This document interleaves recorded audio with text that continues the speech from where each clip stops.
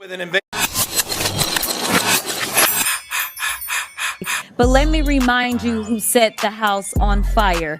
It was y'all. So let me go ahead and handle these receipts. And what we not gonna do is stand around while they pull this bullshit that they trying to pull right now. Go ahead. They have relinquished their constitutional duties over to an unelected bureaucrat. Lie, because that's all y'all really want to promote is lies. That the idea that you want to shut down everybody that is not Fox News is bullshit. Which means if you are a woman and you want to leave your state, you have to prove that you are not pregnant before you leave. Because if you are pregnant and you leave your state and you come back not pregnant, he wants to be able to prosecute you. Or he wants to prevent you from leaving the state altogether. This is a law that would not apply to men. It would only apply to women. So if men want to leave their state to get whatever erectile dysfunction, surgery, or medication they need, feel free, but women are not allowed to leave. I have been screaming about this for months, and every time I say it, people say, he didn't say that, you're a liar. Well, go ahead and check the New York Times interview because he just said it, he confirmed it. He does not want women traveling freely around the United States, and they will do it. The evidence here made clear that President Trump was, by a large measure, the most culpable and most responsible person in this conspiracy. These crimes were committed for his benefit. The attack that happened at the Capitol as part of this case does not happen without him. The other co-conspirators were doing this for his benefit. So in terms of why we would pursue a case against him, I entirely disagree with any characterization that our work was in any way meant to hamper him in the presidential election. I would never take orders from a political leader to hamper another person in an election.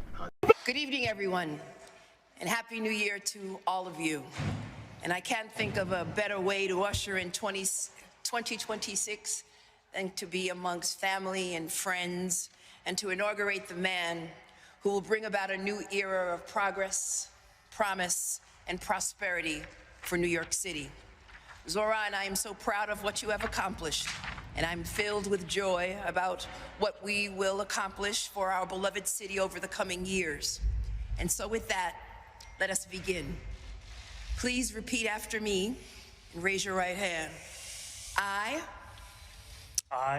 Zoran Kwame Mamdani, Zohran Kwame Mamdani, do solemnly swear that I will support the Constitution of the United States, that I will support the Constitution of the United States, the Constitution of the State of New York, the Constitution of the State of New York, and the Charter of the City of New York, and the Charter of the City of New York, and that I will faithfully discharge the duties of the office of the Mayor of the City of New York, according to the best of my ability.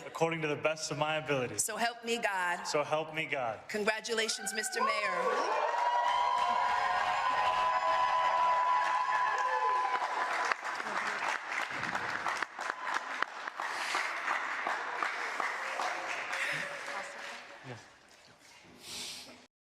NYPD, you hear me? Badge right here. What you doing is illegal. Sir, no, you back up. I got authority on this block, just like you think you do. You can't snatch people off the street without a warrant. We're conducting. And I'm telling you right now, federal or not, it's against the law. I'm an officer of the law too, hermano. You put hands on anyone out here. Watch me. Up against the pillar. Yeah, right. About time, y'all. Get a mistake. Keep quiet. Let's go NYPD.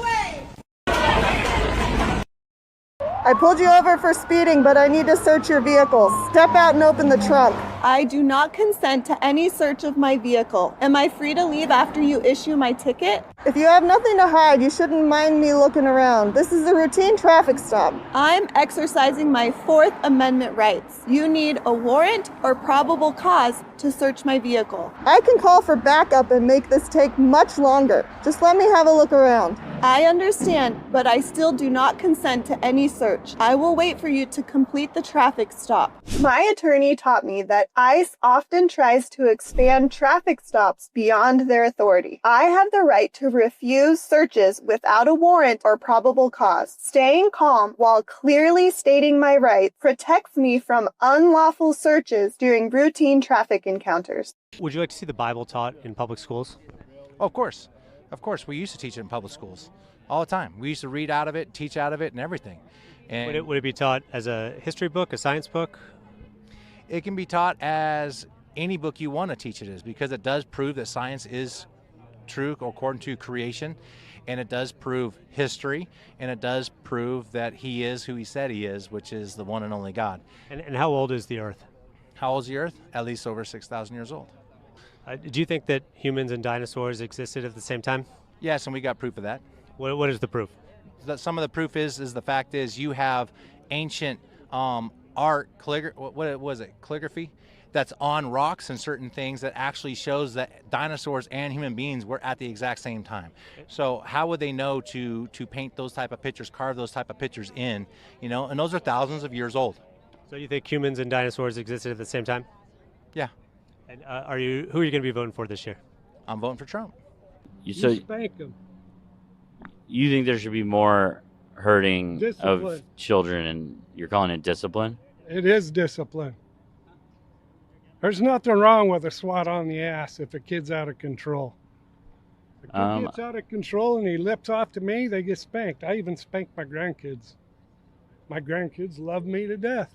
Do your children think that that's okay? I beat my kids when they grew up too.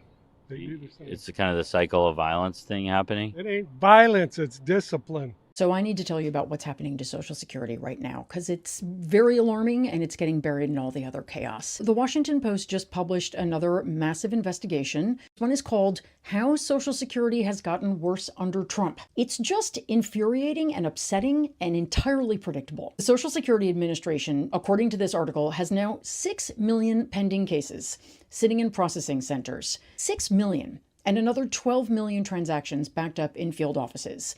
These, in case you were wondering, are record backlogs. They are affecting 74 million Americans who depend on Social Security for retirement, disability, and survivor benefits. So let me tell you how we got here. And again, this was predictable. Back in February, Elon Musk's Department of Government Efficiency, DOGE, basically staged a hostile takeover of Social Security. They installed this guy named Leland Dudek to run the agency, totally unqualified. He was a mid-level data analyst with no management experience, and he was suddenly in charge of a $15.4 billion agency that served 74 million people. One of the first things that happened, nearly 7,000 employees, 12% of the entire workforce, were either fired or pressured to quit. Phone hold times peaked at 2.5 hours in March. 2.5 hours just to talk to someone at Social Security. This became a major PR disaster for them, so then they reassigned 2,000 employees to answer phones, people who had been hired for completely different jobs. They gave them 4 hours of training when it should have taken 6 months to get them trained.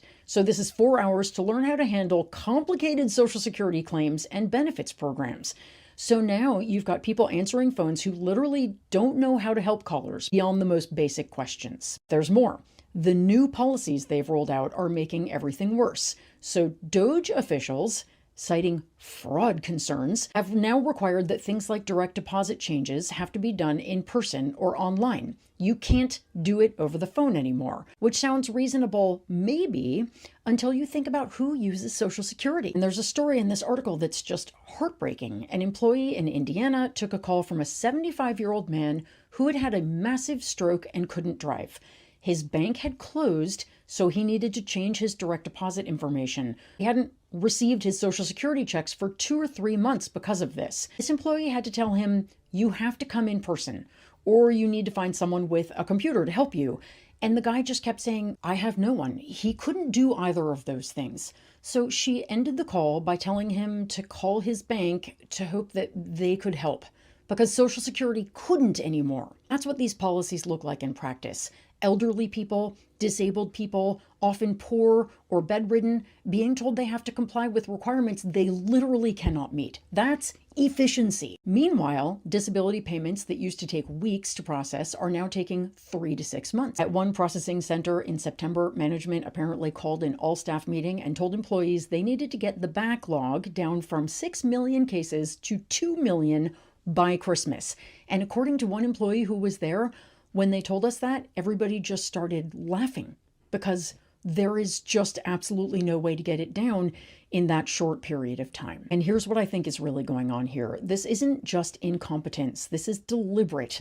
Republicans have wanted to privatize Social Security for decades, but it's one of the most popular government programs in America. So they can't just say, we're going to privatize it, because people would lose their minds. So instead, what do? You make the system not work. You create chaos. You make people wait months for their benefits. You force 75-year-old stroke victims to navigate computers they don't own and can't use. And then you say, see, government doesn't work. Wouldn't the private sector do this so much better? A classic strategy: defund it, break it, and then claim it's broken and needs to be replaced. And the commissioner, Frank Bisignano, who, by the way, is also serving as the CEO of the IRS at the same time, which is not problematic at all, he just announced that starting next year, he wants to slash field office visits by half. More than 31 million people visited Social Security field offices last year, and the plan is to force more people online, even though we've just established that a huge portion of Social Security recipients, including my parents, don't really use computers very well or at all. Honestly, this is the whole Trump presidency in a nutshell. Policies that look like efficiency on paper, but in practice, just make it harder for working people, elderly people, and disabled people to access the services they've paid into their entire lives, while billionaires like Elon Musk get to play government and wealthy corporations get their tax cuts and regulatory rollbacks. So what do we do about this? First, pay attention. They are betting that you won't notice Social Security is being dismantled from the inside until it is too late to save. Second, if you or someone you know is being affected by these backlogs, document it. Call your representatives, make noise. Because this is affecting millions of people right now, and it's only going to get worse unless we push back. Trolling Trump supporters in Boonesville, Virginia.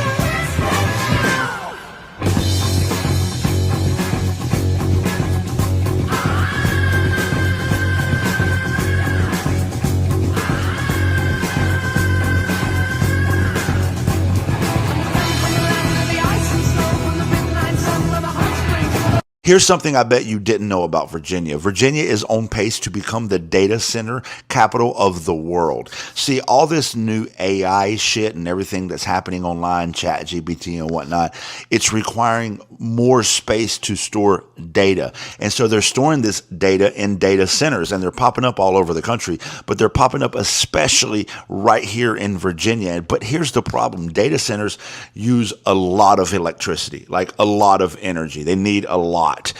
But the data centers here in Virginia, and probably other places too, are not paying their fair share in the increased energy bills. You know who is paying extra? The consumer. How the fuck does that make sense? Now, Governor-elect Abigail Spanberger and Lieutenant Governor-elect Ghazala Hashmi are planning to change that. I attended a press briefing yesterday where this was discussed. First, to ensure that our data centers pay their fair share for the enormous amount of electricity that they are consuming. What is yours and the Governor-elect's plan to make that happen? So one thing we know is that Virginians are actually paying the cost of the global data as it flows into Virginia, whether it's someone using ChatGPT in Berlin or someone using AI in South America.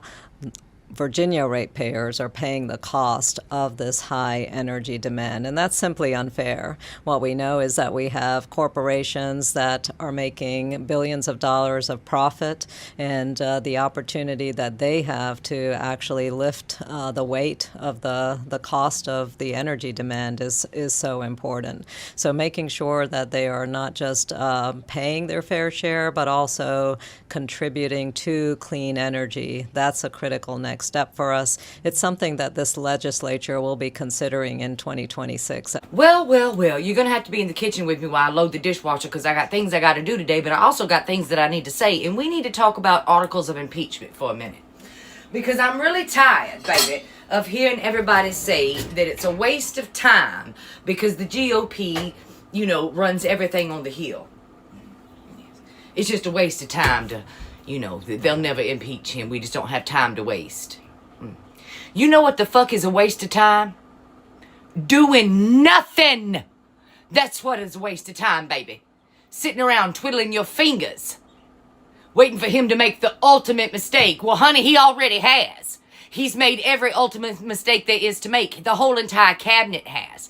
And every Democrat and independent up there on the Hill today should be filing articles of impeachment.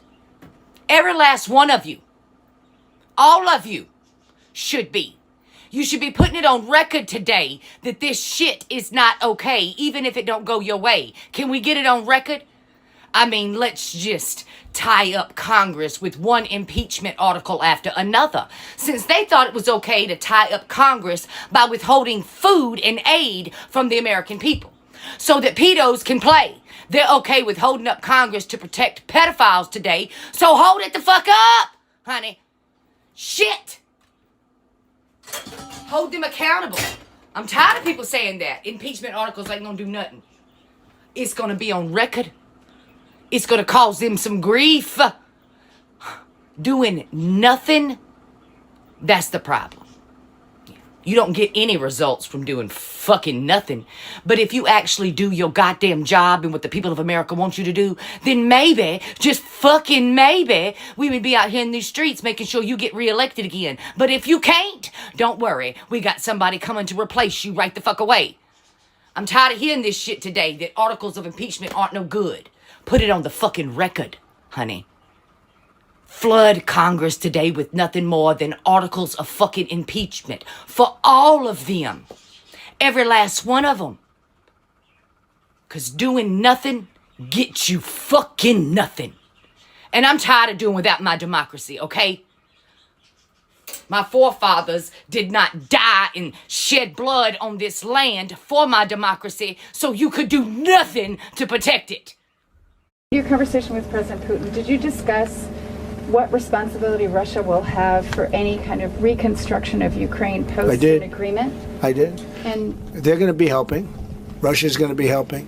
Russia wants to see Ukraine succeed. Once it sounds a little strange, but I was explaining to the president, President Putin was very generous in his feeling toward Ukraine succeeding, including supplying energy, electricity, and other things at very low prices.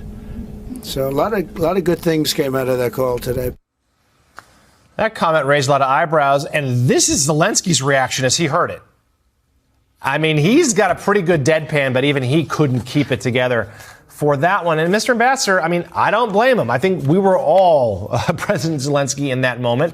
I don't know if that President Trump really believes what he just said, but if he does, he just fundamentally doesn't understand Putin. He fundamentally doesn't understand the causes of this war, the outrageous claim that Putin wants the prosperity for Ukraine when he's literally killing Ukrainians overnight. And by the way, they put a lot of emphasis on the Russian speakers that Putin cares about. He's killing Russian speakers in Ukraine when he is bombing civilians every single night as well. So I just think it makes it very frustrating that the president doesn't think about good and evil, imperial conquest versus not. He just thinks of himself as some kind of mediator, neutral mediator. And I think analytically, that's the wrong place because it leads to the outcome of just pushing Zelensky to make concessions and never pushing Putin to make concessions. Throughout 2025, how many meetings have we had? Multiple meetings. Witkoff's been there. Witkoff's probably spent more time with Putin than Biden and Obama combined by now. And yet I can't think of a single concession that the Trump administration has obtained from Putin after 12 months of negotiating. That's not an effective negotiating strategy. What he needs to do is put pressure on Putin, more sanctions for the Russians and more weapons from the Ukrainians for the Ukrainians. That would focus Putin's attention. Right now, he thinks time is on his side, and tragically, he may be right. Shut up!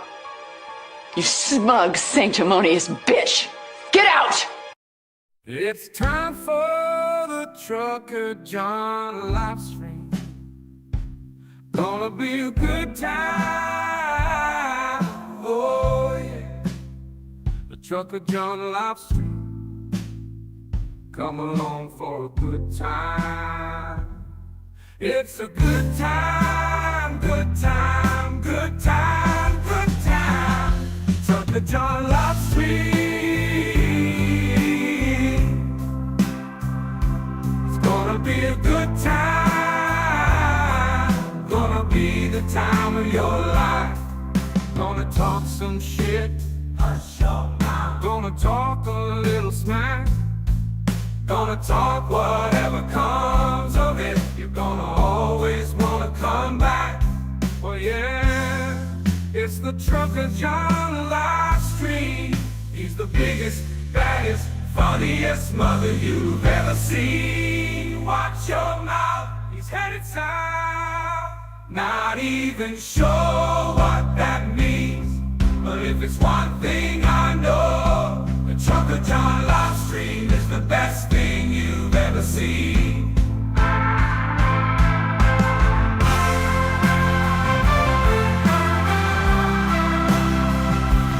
And now, ladies and gentlemen, the moment you've been waiting for. Trucker John.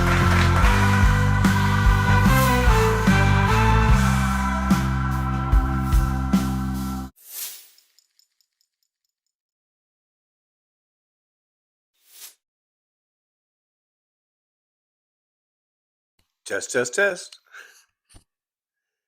Hello, everybody. Good morning to you. Test, test, test. I think we're on 9:39 a.m. Pacific time zone. Here in the beautiful outer ring of Las Vegas, the outer rim, out here on Boulder Highway. It's currently 48 degrees. We have a daytime high of 52, overnight low 46.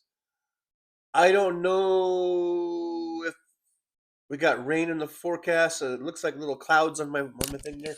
It looks like it's overcast today. I can see it's a little overcast out there. It's raining in SoCal, I believe. Like I said, those storms usually make their way up here, so we'll probably have some rain, a little bit of rain here and there. But good morning on this day one of 2026, right? Right, yeah, that's what it says. January 1st. So here we go, folks, starting a new year. Can you believe it? Can you fucking believe it? We're already in 2026. Day one. Goodbye 2025. Hello 2026. Now you know it's going to be a year to the day, and we're going to be going, man, that went quick. That year flew by. But then when we break down the year, we're like, God, look at all this stuff that happened. Like when I was, doing the 2025 year in review, like all that Doge shit, and you're like, God, that seems like forever ago. We're doing Doge, and like I haven't heard from Elon Musk in a long time, But it was just a few months ago. It was just, whatever, 6-7 months ago, or whatever, when all this shit happened. I don't know. It's just like I said yesterday. Time is weird. It flies by, but in other ways, it can seem like it was 1,000 years ago. Some of the shit. Anyhow, let's have a good one. Let's try our best to make it as best as possible. Sandy Foltz, I see, was first in the chat. Hello, Sandy. Good to see you. Paul Burrows is here. Fancy. Wow, it's Fancy. It's here. WW is here. W says, Johnny can't see me, although I used to be his best friend. And I'm seeing it. How could you say I can't see you when I just read? You just proved yourself wrong. I see the post. Paul Burrows says that it's colder than a cat's ass in St. Maries, Idaho, 18 degrees. Man, I remember one of my first trips as a truck driver, fresh out of trucking school. Just got my truck, brand new Volvo, whatever model that was, brand spanking new. One of my first trips, I'm up in, I think it's Lewiston, Idaho? Lewiston, right across the state line, the Eastern Oregon state line. And I remember, I'm a Southern California boy.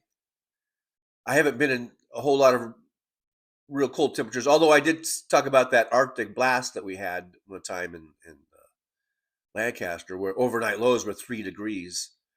But by and large, I'm not used to even temperatures in the teens. And I remember going up to Lewiston, Idaho on one of my first trips and parking and staying in my truck overnight. And it was like 13 degrees or something. It was in the teens at night. And even the daytime high wasn't much warmer. And I remember going, this is fucking crazy, man. What am I doing out here? I'm sleeping out in a truck in fucking like 13-degree weather. This is crazy. But you have a heater. I remember in that one, you had to idle the truck. I didn't have an APU. I didn't have any other auxiliary type of heater. So you had to idle the truck. But it had a thing where they had this new thing, because they're always trying to like save fuel or whatever. And I remember it would do a thing where the engine would shut off. Like you could set it to idle and have the heater on. It was almost like a thermostat type of thing, but I don't remember like you could set the thermostat. I don't know. I don't remember now, but I just remember that fucking truck would be running, and then it would shut off, and then I guess like I don't remember if it was thermostat or whatever, but then it would kick back on again. And every time it would do that, that fucking Volvo was such a fucking people talk about Freightliners being freight shakers. I think the Volvo was fucking worse.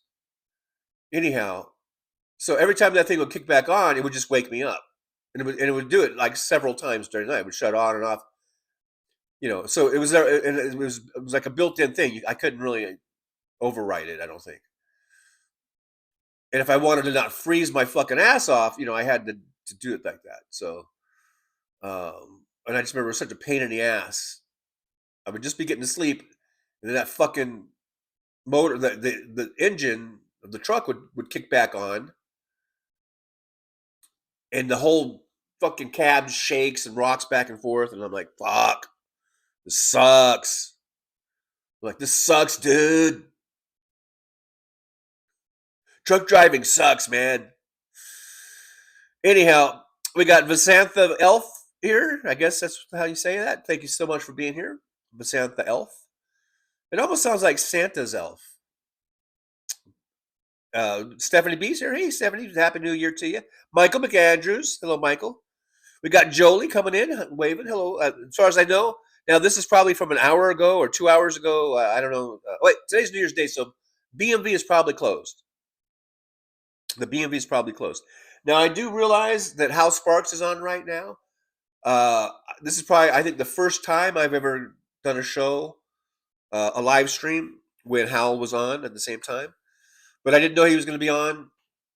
And so, and I already started the show. So I'm like, well, it is what it is. I guess I'm going to compete with Hal today. My 27 viewers, we're going to put a dent. We're going to put a big dent in Hal's audience. And most of you are probably watching on 2 devices. He's got 1,500 watching. If you guys are in the chats over there, Hal, tell them if they have a second device to check out Trucker John. I don't want them to take away from Hal, but if they have a second device. Hey, look, we bumped up to 31 watching, but we are acting a little skeezy. We've got only 23 thumbs up, so we are at a deficit. That's what Republicans do. Not good Democrats. We need to get to at least a balanced budget. So I see a couple more thumbs up there. Thank you guys so much. I appreciate you. I know you guys don't want to be compared to skeezy Republicans. Michael McAndrews, 7 co-conspirators on the wall. Take one down, pass them around, and drink them down. I know. It's like 99 bottles of beer on the wall. I had the tune all wrong.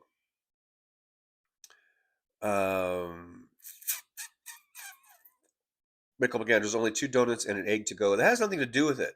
It has to do with me downloading shit. Anyhow. James Jaramillo is here. Hey, James, good to see you. Thanks for coming on in. Happy New Year to you as well. Happy New Year to you. Oh, Happy New Year. Oh, Happy New Year to you. Oh, yeah. Just scrolling on down. I'm scrolling. Yeah, Jolie is here and at Hal's. Yeah, Hal's on. I'm competing with Hal today. But it is what it is.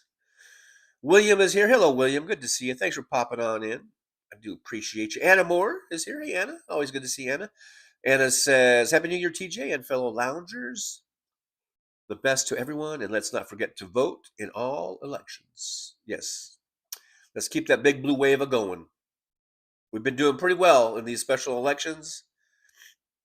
Let's keep it going all the way into the midterm congressional elections in November. Just think now the midterms aren't next year. They're this year. The midterms are this year. We're now in the same year of the midterm congressional elections. Let's see here. Jolie says, the ignorance in America is absolutely appalling. Fancy with a $2 super chat. Yippee to Fancy. Thank you so much. I appreciate you getting us started on that goal. There's your thumbs up. There's your heart. I do appreciate you. Supporting the show. Keeping the show on the go. Keeping us on the go. I've got Hal's show on the volume down to 1, but I can hear Hal still. Here, I guess that's Adam James. He's the psychologist, I guess, or whatever the heck he is.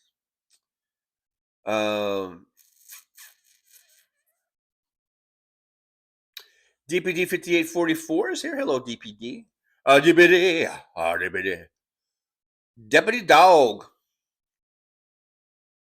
DPD, this is outrageous, as Hal would say.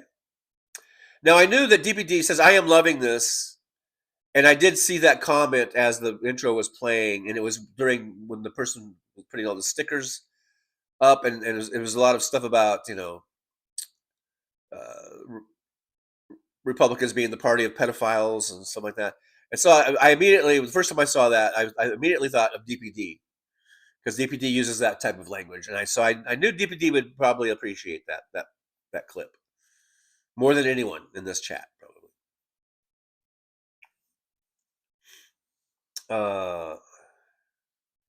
DPD, I love her. This is talking about Christina.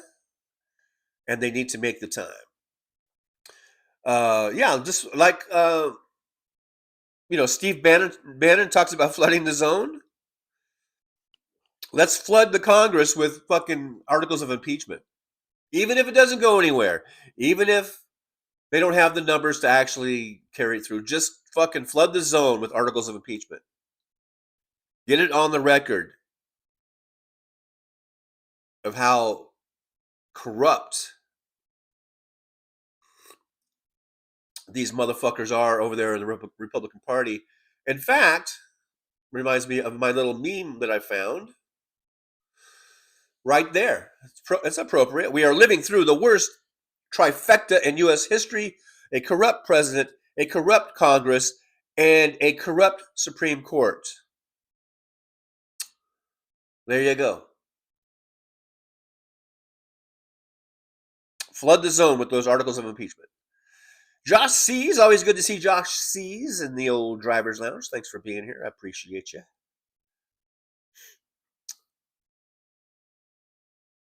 Anna Moore says my energy delivery charges are higher. Now, this was in correlation with the Jolly Great Ginger guy, talking about the how these big AI centers are using so much fucking electricity and they're not paying for it, basically, and everything, but everyone else is paying for it. All the consumers. So anyhow, Anna Moore says my energy delivery charges are higher than my usage. Included are all the tariffs. My utilities board meeting might get a little violent this time. This is ridiculous. Yeah, we've got to insist that these fuckers, they pay their fair share. It's not right that they get these sweetheart deals, you know. It's not fucking right, man.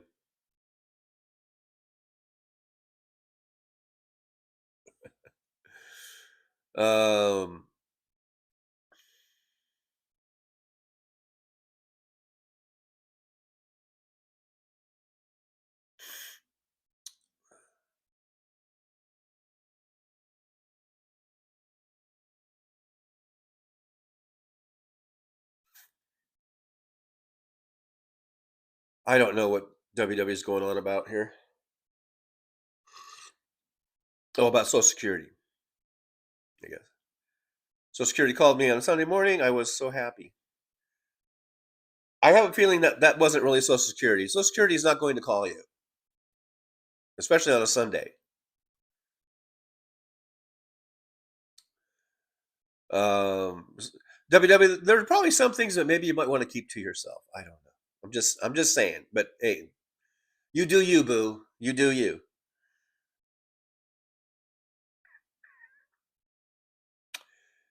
Josh Shees, can we flip the 6 and pretend it's 2029? I know, but I hate wishing my life away. You know, I understand 2029. Hopefully, we'll be inaugurating a new Democratic president, whomever that might be. It could be Gavin Newsom. It could be J.D. Pritzker. It could be Mark Kelly. Who knows? Who knows?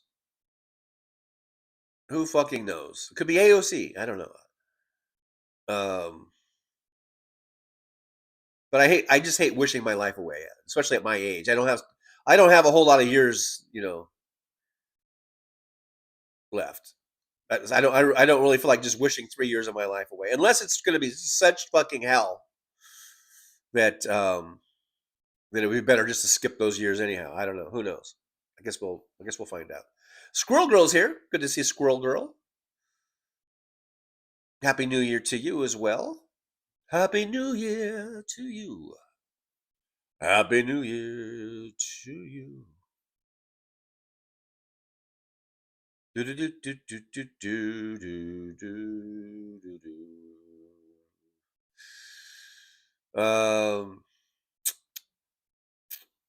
I'm just trying to navigate through some of this weird shit here that a certain person is putting in the chat.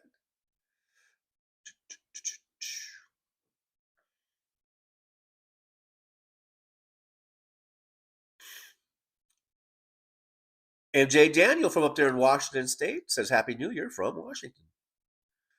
Happy New Year to you as well, MJ. Hope all is well. Hope you're surviving the great rains, the great rainy season of 25-26. Josh C says it's 18 degrees where he's at as well. Up there, I believe, in Buffalo. In Buffalo.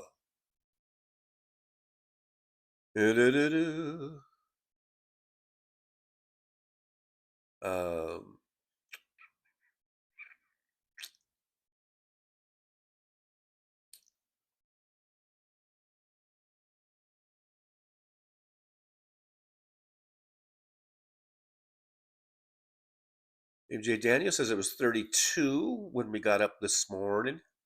007 Kevin Troll Slayer's here. Hey, good to see you there, Troll Slayer. Thanks for popping on in. Thanks for popping on in to the driver's lounge. Oh, yeah. Oh, yeah.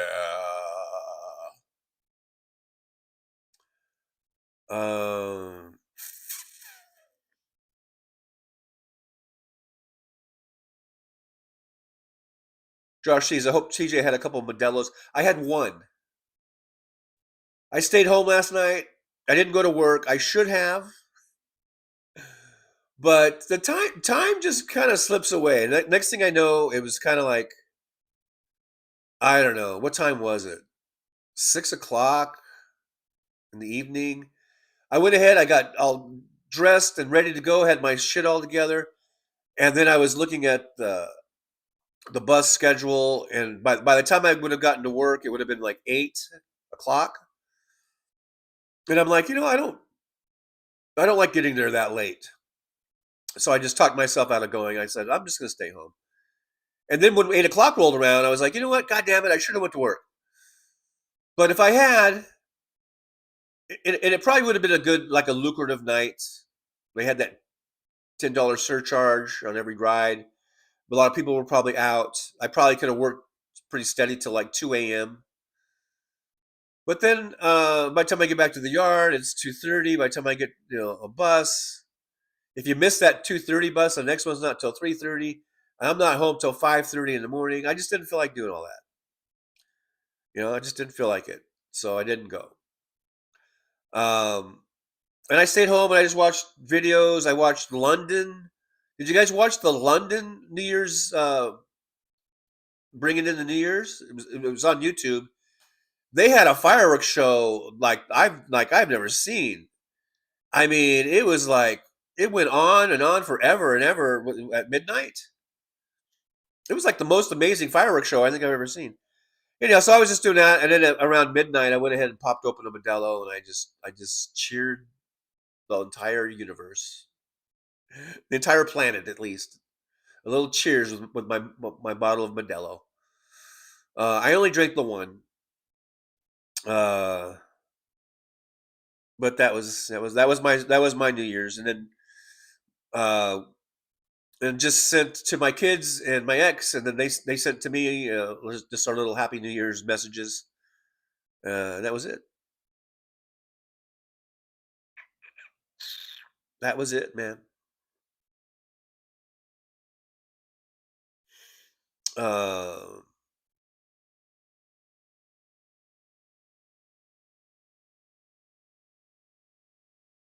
Let's see.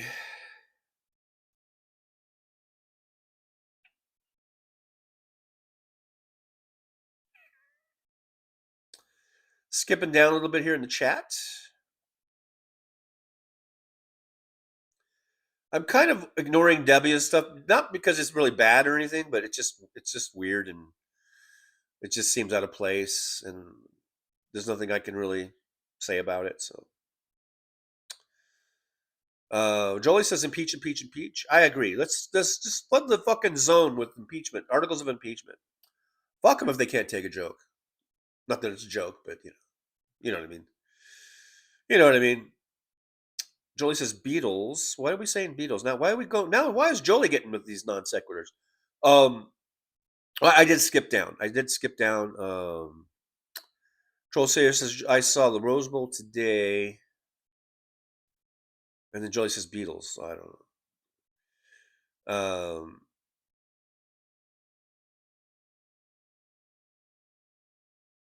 Yeah, I don't know what W is going on about. Some all weird biblical bullshit. I don't know. Sandy Folds, anyone has a hangover?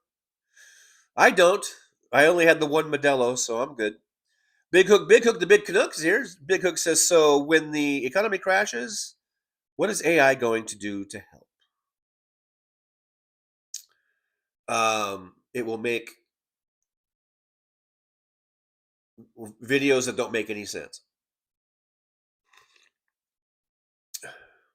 I guess. I don't know.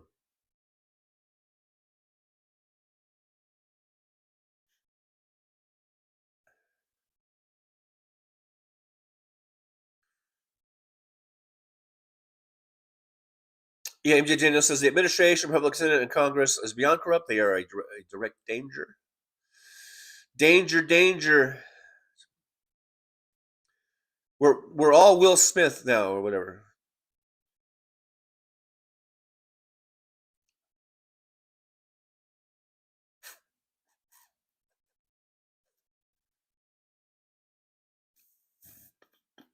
Just skipping down, trying to step over the bullshit that's in this chat.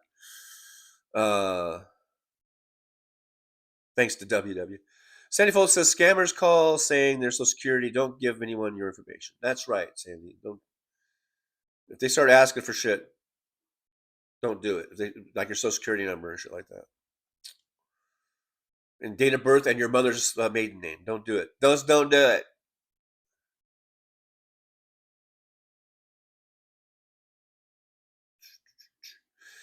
Joey says, yes, Trucker John, the BMV is closed today. My new job got me out of a ticket last night.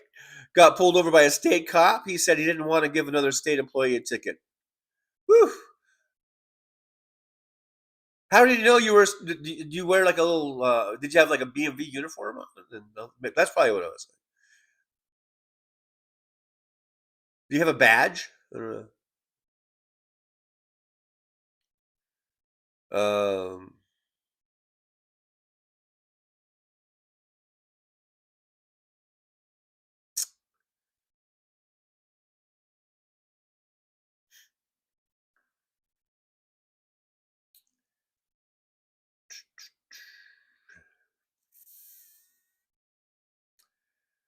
DPD 58.4 says, pay attention to the new rules conjured up by the USPC. I don't know what the US, or maybe USPS, the United States Postal Service, is what you meant, I think, because it says, which clarifies that postmarks reflect the date, or maybe not, I don't know. The date mail is first processed and not necessarily when you dropped it off, causing delays.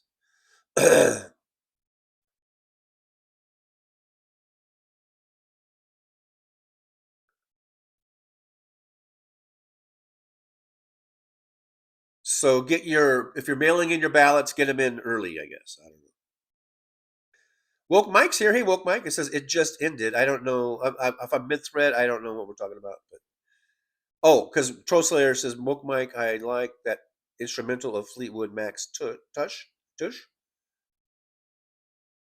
that what it was called? And then Woke Mike says it just ended. So I don't know. I think I'm terribly mid-thread on the conversation there.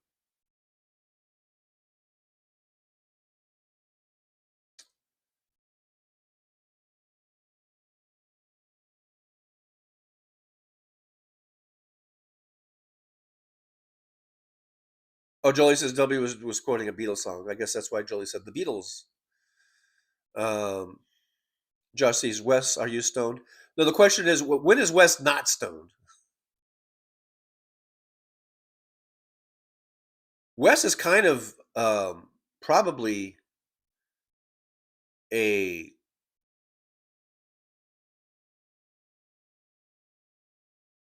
would probably be anyone who's anti-pot, he could be their spokesperson. They'll be like, you don't want to end up like this motherfucker, do you? Don't smoke weed.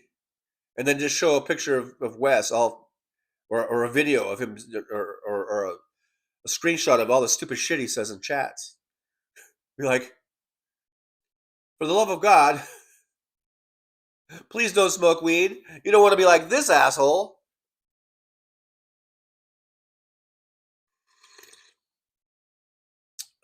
DPD says, with time-sensitive items such as mail-in ballots and tax forms, these motherfuckers do not know how to operate ethically. This will fundamentally disenfranchise, I guess, millions of people, including the military. Probably especially the military.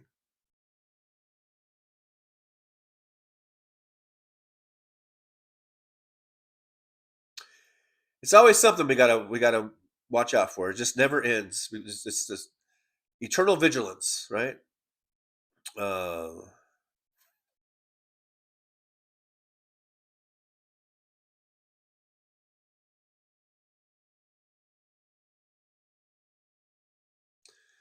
We must remain ever vigilant.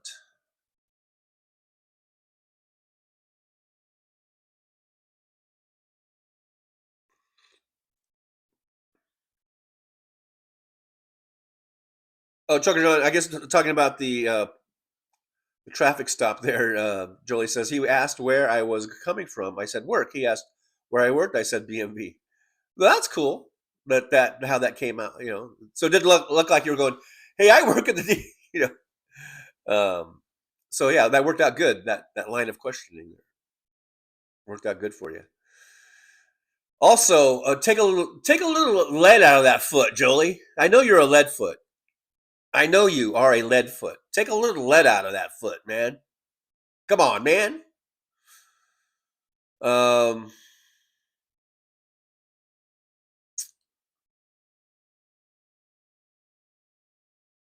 Woke Mike, Rose Bowl parade. I remember that was a big tradition. I used to always get up and watch the Rose Bowl parade and the Rose Bowl game, later on. Now I never do any of that shit.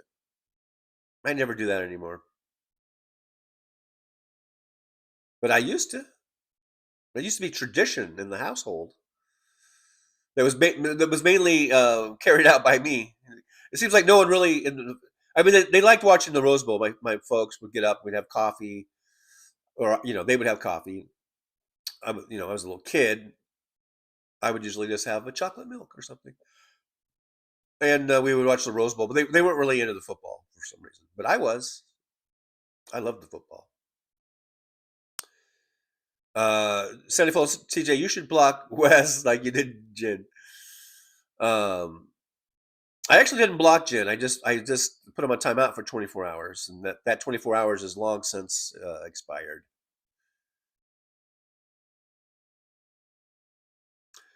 Big Cook says, remember when Trump had the new postmaster general is what it's called, was removing mailboxes and destroying mail processing machines when needed just before elections and for seniors who get medicines through the mail. I do. That's Louis DeJoy. He's still there.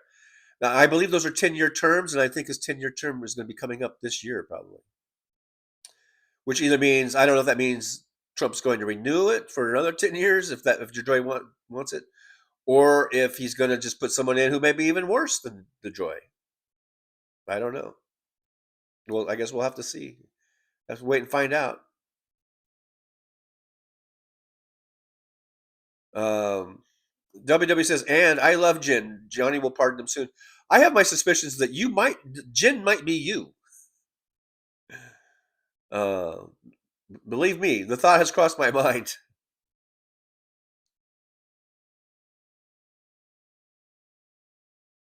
Jolie says, Trucker John, I was speeding, had a headlight out. So to boot, speeding and a headlight out, which I didn't know. He just gave me a warning for the headlight. In all fairness, they just reduced the speed limit in my town from 45 to 35. All right, but that doesn't excuse you going 70, okay?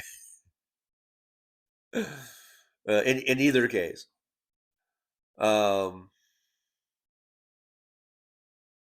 suppose if you were going 70, he probably wouldn't let you off with a warning. You were probably going, I don't know, what are you doing, 55, 60? So probably, maybe.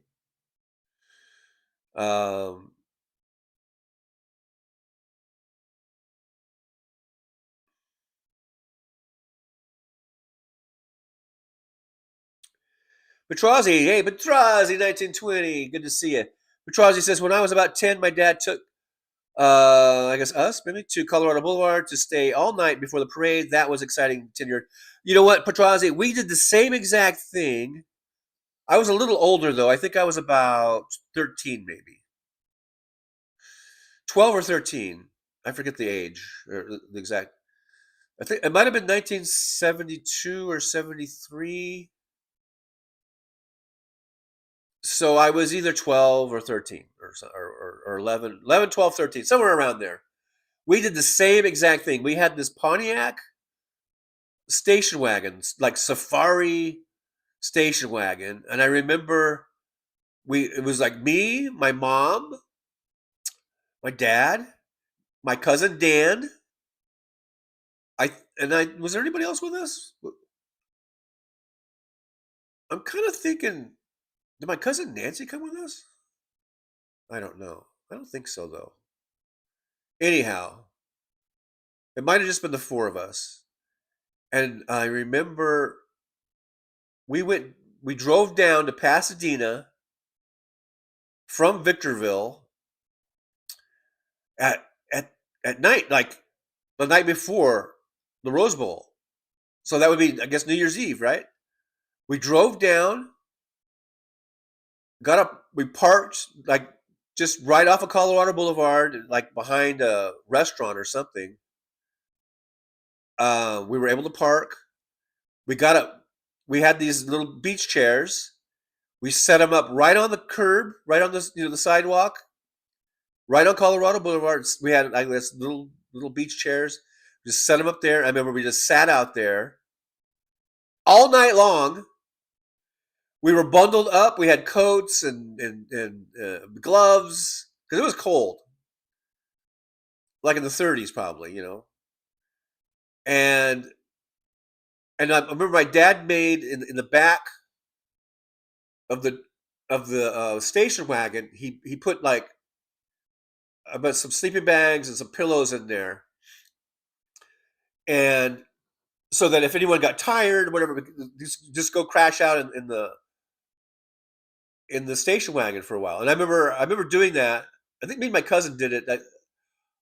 I don't know if I don't know if my mom and dad just stayed up all night, but we had to have someone at our chairs at all times to keep our spot. And I do remember going back into the station wagon and crashing out for a few hours. And I don't know, and I think my cousin did too, because we were just kids. But I don't remember if my parents ever did. But like we always had people in our little chairs. It was a one-off. We did it one time only, and it was fun. It was a fun time, It was a fun family thing, and we stayed up all night, and we watched the Rose Bowl right there instead of watching it on TV. And I think we all came away with saying that was really great. That was fun. It was a great experience. But I'll never do it again. Of it, and it's a fond memory, for sure.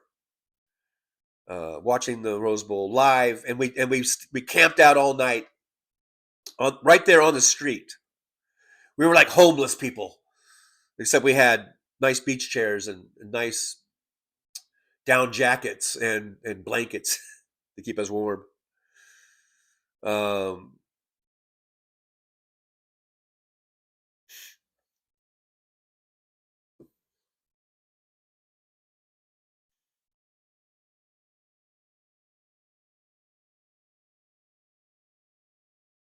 Jolie, I was going 50.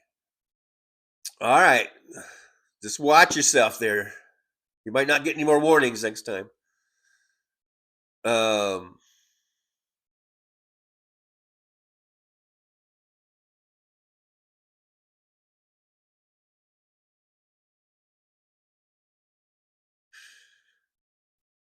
Petrozzi, we had a Mercury Zephyr station wagon.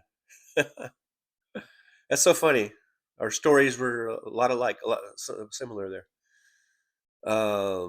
Jolie says that was a perfectly respectable speed when the speed limit a couple months ago. Yeah, I hear you. I hear you. Sandy Fulton says they're having a gun show at the Hamburg fairgrounds. The government and the president are trying to get guns off the street. They should ban gun shows. That's how people get the idea to kill with a gun. Well, I'm not sure if that's where they get the idea for that, but there is, I think, a gun show. Is the gun show loophole still in effect? There's a gun, and I don't know. Some people tell me that that's been outlawed and that there is no longer a gun show loophole. So I'm not sure. But I guess the gun show loophole, I guess, was that people could buy guns. They could purchase guns without a waiting period, I think. Was that the loophole? Someone tell me what the loophole was. It was something about buying guns at a gun show. You could just buy them and take them home right then. There was no waiting period. I guess you still had to fill out the form, but it was kind of like, an honor system that you were telling the truth. Because usually I think you have to fill out this form. They have to send it in to ATF or whatever, and if it comes back good, then you can come back and pick up your gun. But for some reason, the gun show had a loophole about that. Now, whether that's been done away with, I don't know. Because there are some people who go, they don't even do that no more.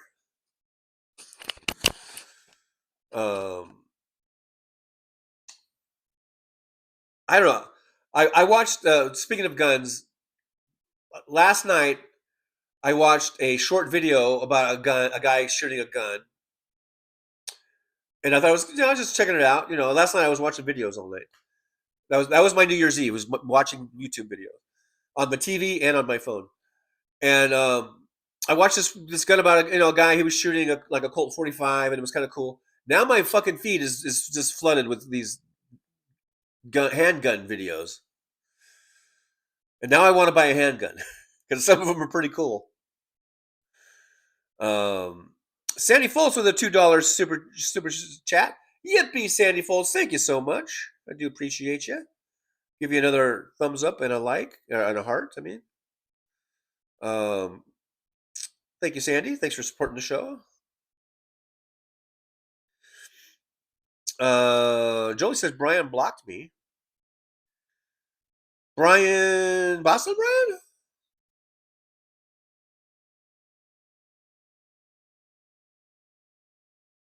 Boston Brian out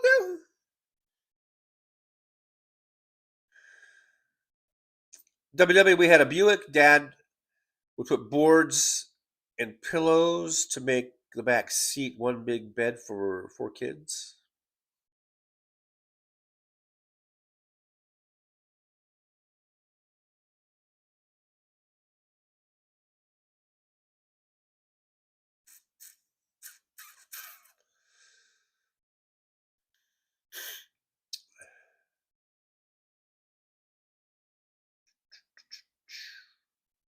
WW, Crown Vic. Sandy Foltz, my dad had a Chevy Nova. Oh, I like those little Chevy Novas. Those were nice. Those are cool cars.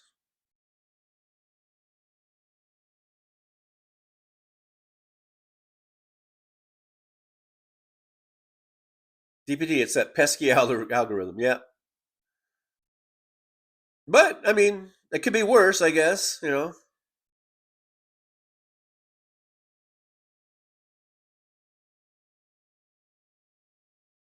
Oh, Jolie says Brian France on Facebook. I ain't never heard of him. I ain't never heard of Brian France. WW says Mom cried because she knew that we could never afford another. It had heated seats. Woohoo, fancy. And you guys had the fancy Crown Vic.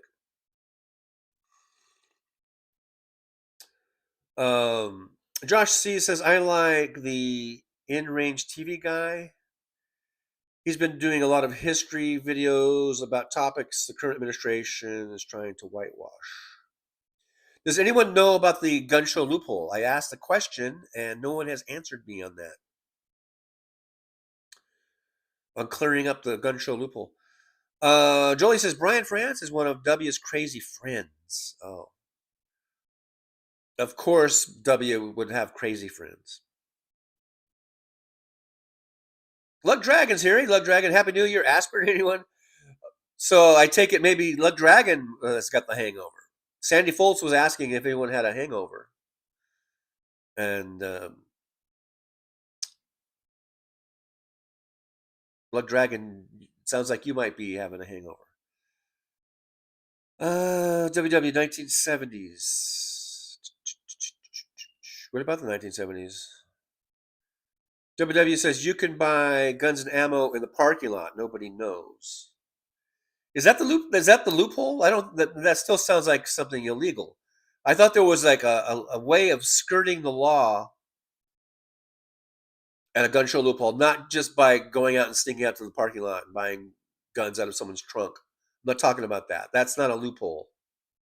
There's an actual gun show loophole, or there was.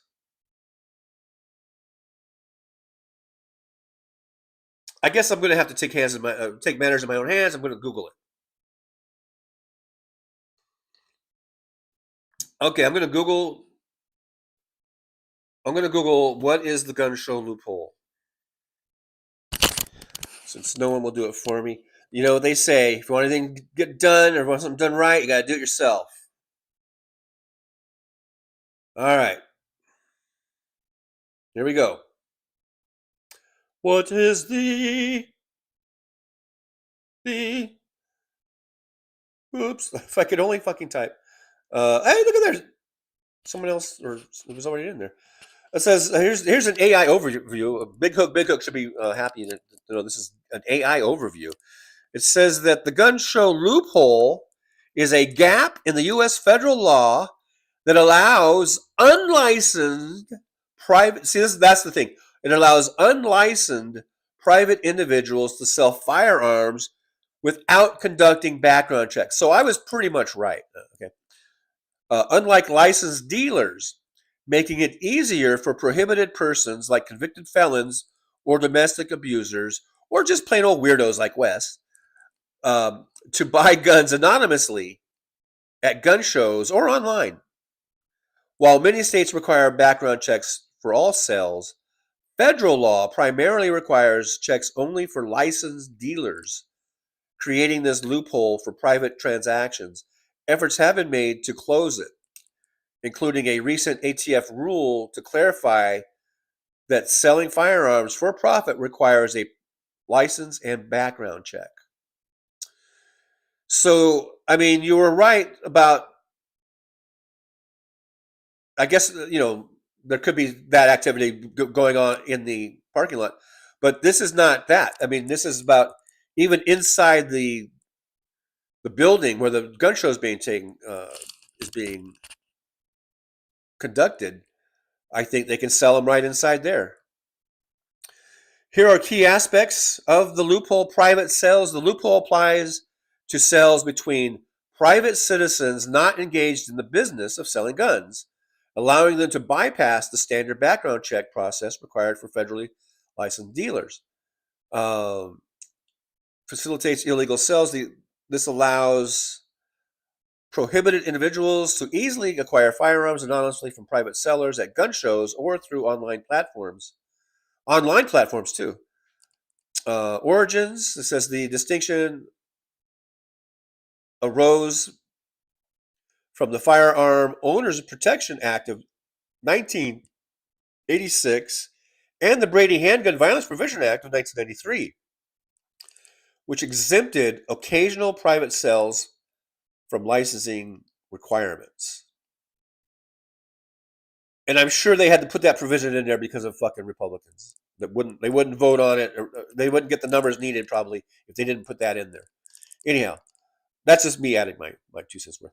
State versus federal law. While federal law doesn't mandate checks for all private sales, many states have passed their own laws requiring background checks for all gun transfers, effectively closing the loophole within their borders. Now it says many states. It doesn't say all states. So when I have a Republican friend or a gun-loving friend who says, "Oh, you're talking outdated stuff," It might be outdated in whatever state they're from, but it's not all states. Recent changes in 2024, the Biden administration finalized a rule clarifying that individuals who repeatedly sell firearms for profit must be licensed and run background checks, aiming to close this gap by redefining who is engaged in business. It's kind of like getting or having to have I hate this screen. God damn this screen. What is wrong with this thing? I feel like chucking it out the window. Trying to get back. What is wrong with this damn iPad? What a piece of crap this iPad is. It's just like frozen now. You know, I feel like punching it. Finally, what the hell, iPad? Why are you so slow? But it's kind of reminds me of like having to get a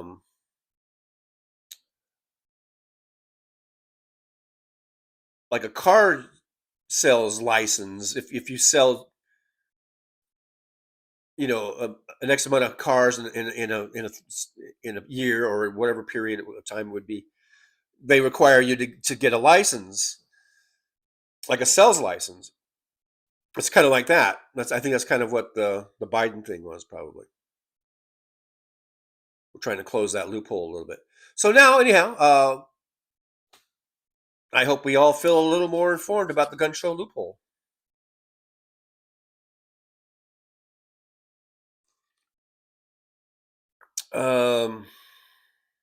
Yeah, Lug Dragon says, I know it's different from state to state,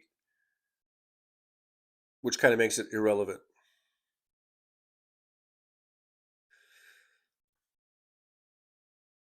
Robert Perez from down San Diego. Hey, Robert, good to see you. Robert says, howdy, Trucker John. Happy New Year, and hope you have a groovy year. Right back at you, Robert. Right back at you. Wilk Mike says it's 12:24 in Pensacola, Florida. So I'm only about 5 minutes behind. I'm only 5 minutes behind. Yeah, 5 minutes behind. WW, they don't check to make sure that you are not crazy. So that means you can get a gun probably. WW, you can buy fireworks in the parking lots. Cats and dogs living together. WW, I'm always right, Johnny. No, you're not. No, you're not.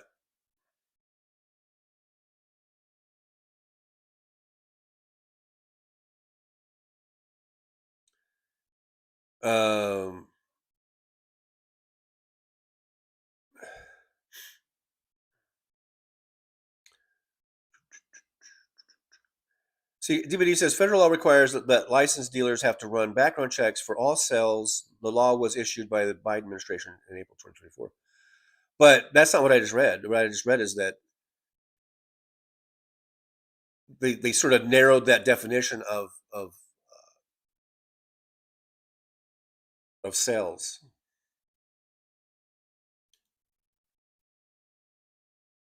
Of what makes you a salesperson or whatever. Now I wish I hadn't. I think I is it still on here? Did I get rid of it? No, wait, that's still there. Oh shoot, did it disappear?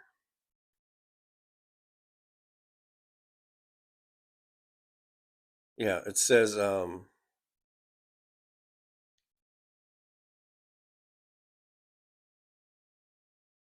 yeah, recent changes. In 2024, the Biden administration finalized a rule clarifying that individuals who repeatedly sell firearms for profit must be licensed and run background checks, aiming to close this gap by redefining who is engaged in business. So it's different than if you just have a gun and you're completely just a private citizen. You don't have a gun selling business. But you decide you want to get rid of one, so you sell it. That's different than if you repeatedly sell guns, then you become more of like a dealer. and you have to be, licensed for that and stuff.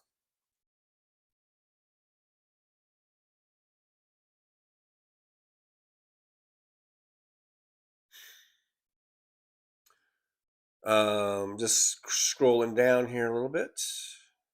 Get back where I left off.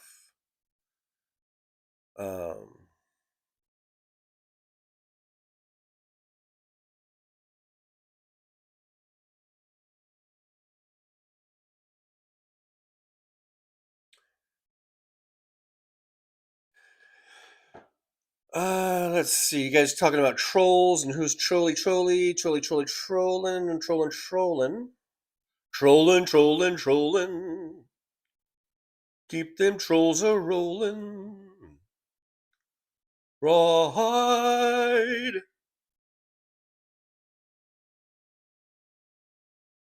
WW, I helped build House Parts audience. You keep thinking that, W. You keep thinking that. With that, if that's what gets you through the day, you keep thinking that.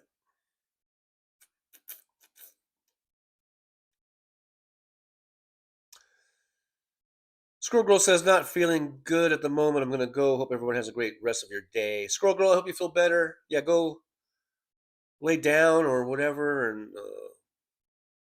hope you get better soon.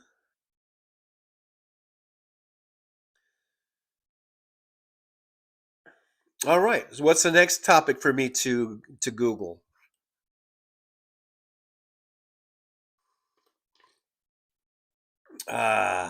Coffee. Coffee's good. Hell, I hope mine's better. Or whatever Texas Paul said. Oh, yeah, he says the opposite. He says he hopes that yours is better. See what a selfish prick I am compared to Texas Paul? Texas Paul says that he hopes yours is better. I say I hope mine's better. So put that in your pipe and smoke it. Oh, Hal's got Tara Devlin on. I've been on Tara's show as a guest. Yes, I have. Yes, I have. I've been on Tara's show as a guest. We had a very nice time. Oh, yes, in the halcyon days. I remember it well. Deputy 5844 says states that have enforced the law include New York, Oregon, New Jersey, New Mexico, Colorado, California, Illinois, Maryland, and Washington. Basically all the cool states. Texas, Louisiana, Utah, and Ole Miss have blocked the law. Shocker. Yeah, all the dick states. Those are the dickhole states. Don't be a dickhole. Luck Dragon says, how long was their opening video today, Trucker? Who's opening video? Who's the they you're talking about? WW says, dark squirrel in my backyard with a stub of a tail. When I looked at her first, I thought she might be a groundhog. And then you fell in love, and the rest is, as they say, history. W goes on to report, she is growing back her tail. Thank goodness, because she was sort of the laughing stock of the squirrel community around the block there. So thank goodness the tail's growing back in. Woke Mike says, bah ha ha ha ha ha ha ha ha ha ha ha. He does that on Sundays. I have no idea. I must be mid-thread because I don't know who does what on Sundays. Maybe, and probably twice. He probably does it twice on Sundays, whoever he is and does. WW says, can't say which. Johnny doesn't like it. Oh, but he still likes it when they are here to protect him. WW, of course I like it when my women are here to protect me. Of course. WW says she climbs trees, so she is not a woodchuck. And we still don't know how many woodchucks it takes to chuck a whatever thing of sticks. I don't know. Look, Dragon says it's weird. There's black squirrels all over the peninsula, and San Francisco. Only brown squirrels in the East Bay. Look, Dragon, don't make this a racial thing, please. We're just talking about the lovely squirrels, okay? Welcome, Mike, Texas Paul. Oh, okay. About the coffee and the thing on the Sundays and the coffee and all that. Yeah. Look, Dragon, your video. Sorry. Oh, okay. Yeah, because you don't have to say they when you're talking to me. You can say me or you or whatever. It was approximately, I would say, 22 minutes and change. 22 lovely little glorious minutes. WW, Westy is missing. Maybe Westy is hungover. I don't know. Sandy Volt says my birthday is in 17 days. I will be 62. Wait, really? 62?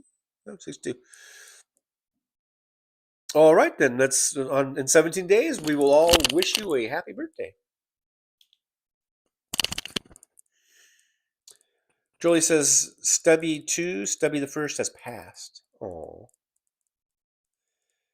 WW says I'll be 69 in a month if I live that long.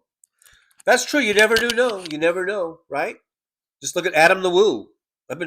I've watched more Adam the Woo videos since he died just over a week and a half ago. I've watched more Adam the Woo videos in the last 10 days or so than I watched in the entire 2 or 3 years that I've been watching his videos prior to that. I feel like I know everything there is to know about Adam the Woo now. For those of you that don't know, and I've been mentioning him a few times, so you probably should know by now. Adam the Woo was a YouTuber, made lots of great videos, and what do you say, minch? Is that the word, minch? I think it's the minch of a guy. I think just a wonderful guy. I love his videos, and I really do. And I you just kind of grow fond of the guy. He's just, I don't know, something about the guy. He was just seemed like a good guy. And he died in his sleep at age 51. And he looked completely healthy. We still don't have a cause of death yet, coming back from the coroner's office. But just went to sleep one night about 10 days ago and didn't wake up. 10, 11 days, I guess, at 51. And again, as far as we know, didn't look like he had any underlying conditions or any diseases or anything. Looked like he was very healthy. So you're right, WW. We never know. We never know. I hope you make it to 69, because who doesn't want to make it to 69? If you know what I mean. Hope you make it, but like I said, you just never know.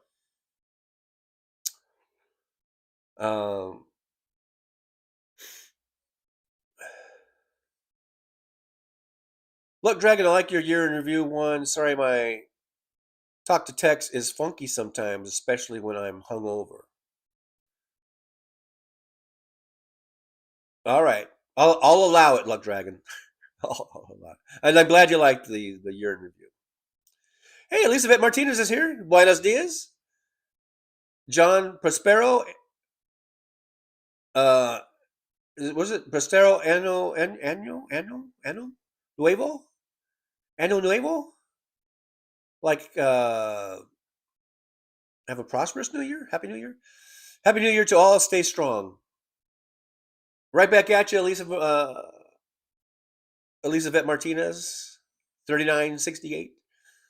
Thanks for coming on in, and hope you have a great New Year yourself. Some way, somehow, we gotta do it. We just gotta do it. We gotta have great New Year's. We have to have a great 2026. Some way, somehow, we gotta make the best of it.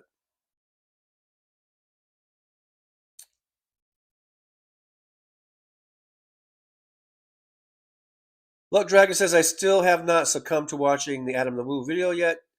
I think I'm going to watch his last video soon. I have, like I said, in the last 10 days, I must have watched at least 100 Adam the Woo videos. DBD says, TJ, you love your coffee. Did you know that the most expensive coffee is black ivory coffee composed of elephant dung from Thailand and Kopi Luwak in Indonesia, which tend to cost $1,000 per pound and $4,500 a pound. I don't know. I guess one was one and one was for the other. I will pass. For one thing, it sounds disgusting, so I'll pass. And also, it's too expensive. So I will be passing on those, and I will just drink. I'm drinking Farmers right now. Isn't it Farmers? Whatever that's called. That's what I'm drinking right now. And I don't even know how much a pound it was because I got it for free. It was what that lady gave it to me. The one that gave me the coffee maker thingy. But I have a sneaky suspicion it's nowhere near $1,000 a pound. But I will pass on the elephant dung coffee, if you don't mind. Now, I know I heard stories that coffee was invented. I don't know if it's back in the caveman days or what, but I guess it was was it monkey? Or some animal stool? They picked out the beans from the poop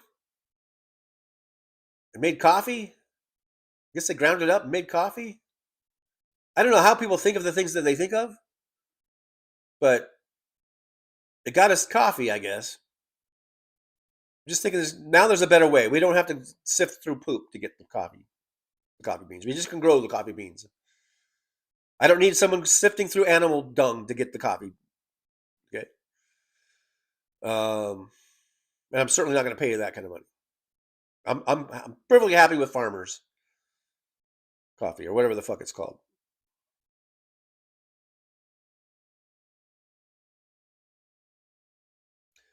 Woke Mike, I just opened my first of many today Budweiser.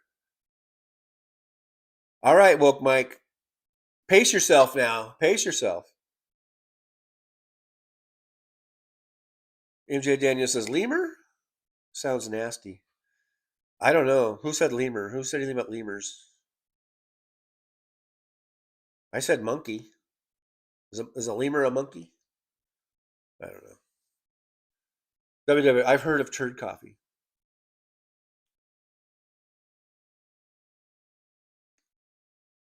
I just want the old Juan Valdez and his donkey going up the hill to pick the coffee beans that were grown from a plant.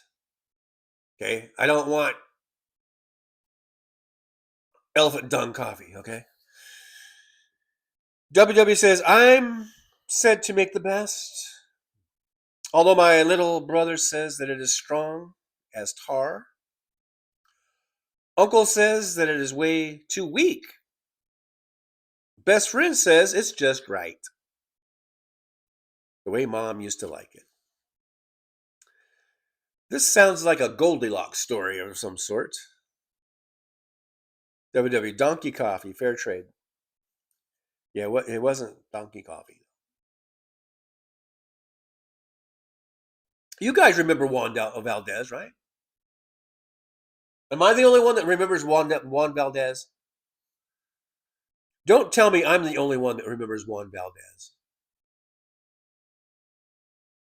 Jolie says, I just drink instant coffee. No one else here drinks coffee. Just quick and easy. Instant coffee can be okay. You know.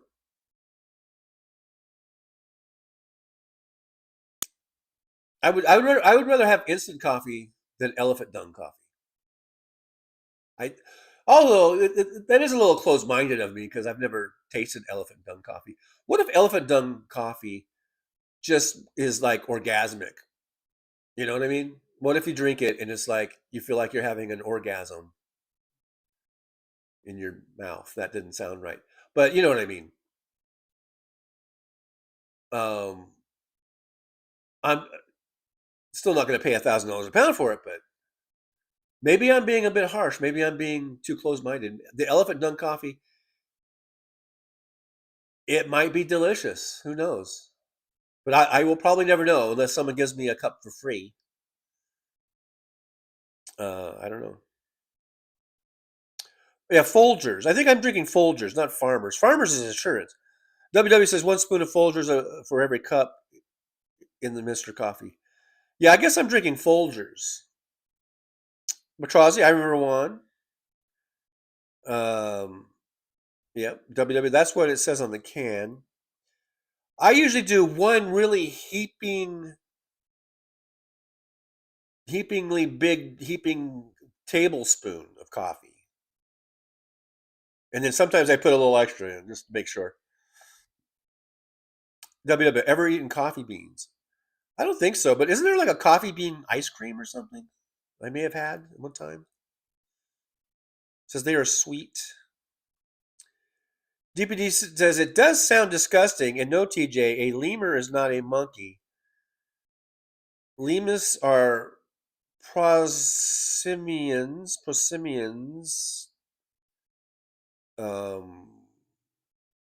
ITD? Or maybe it's a cross between an ape and a monkey. Damn. Anyhow, Jolie says, then I would drink it every day, Trucker John. MJ Daniels, they make chocolate-covered coffee beans. I think they make coffee bean ice cream or some shit. Don't they? I mean, who thunk it? Who would ever think it? WW says, and if you ask me why, I'll say that Folgers coffee has a way of waking up your newborn day. Is that from a commercial? That sounds like ad copy.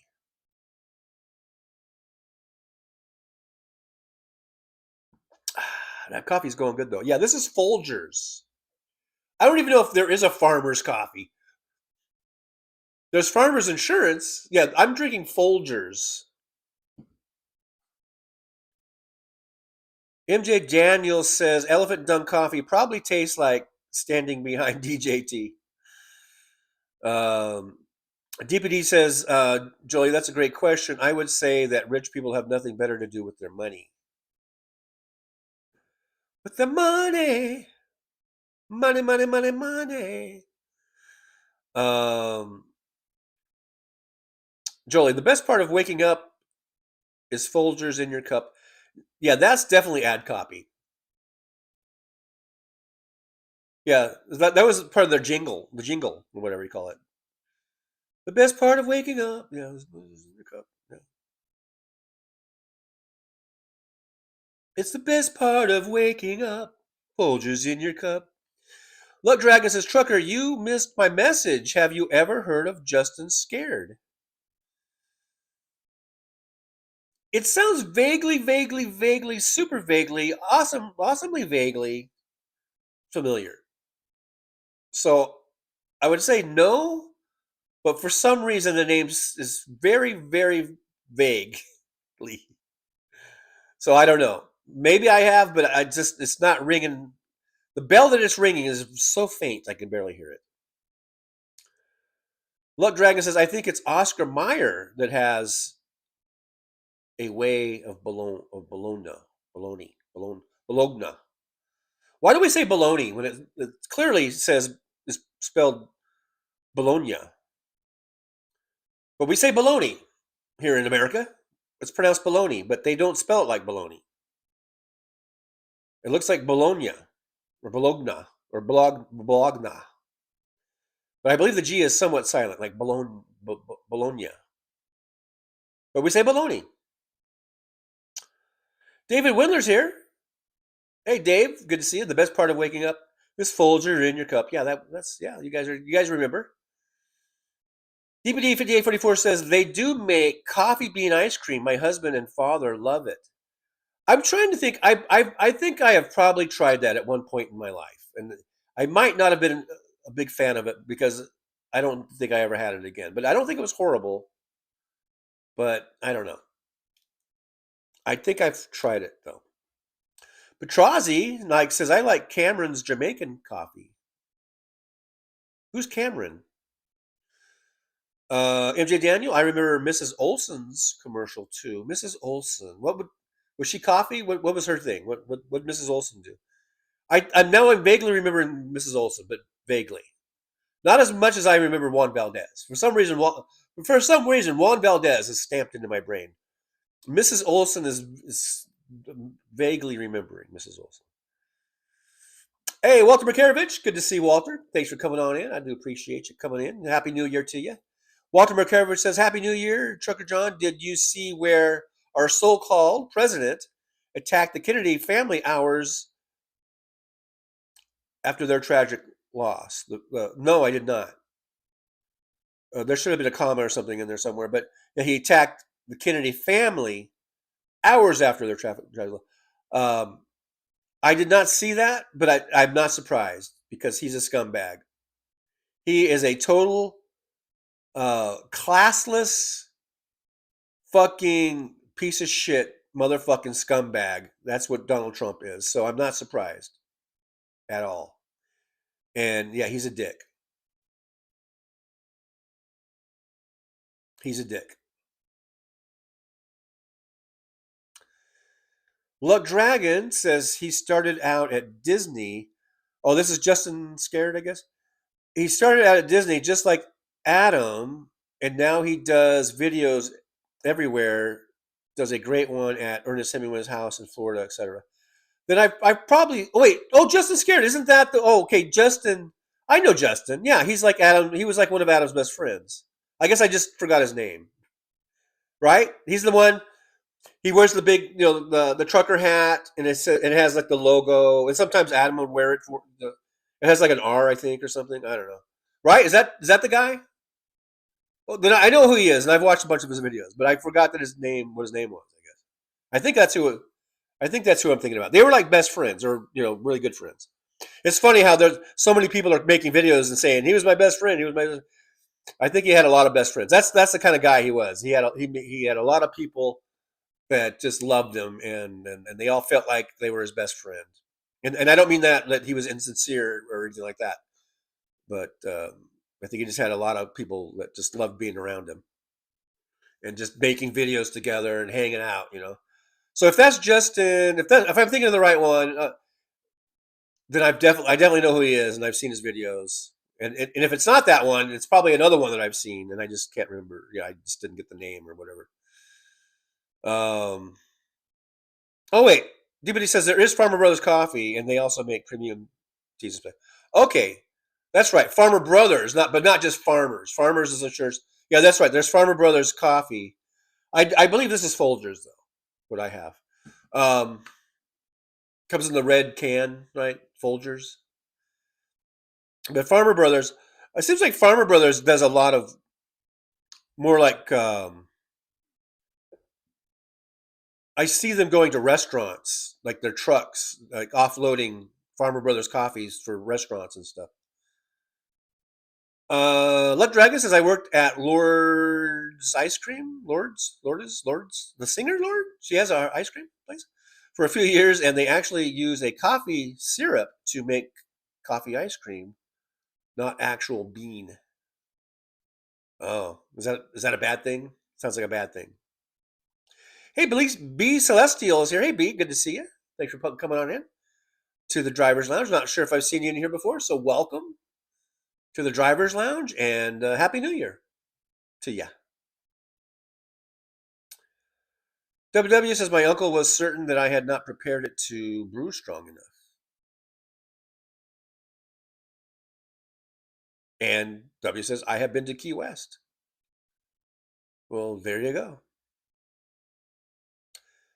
Oh, Lord Dragon says, right, and it's scarred, not scared.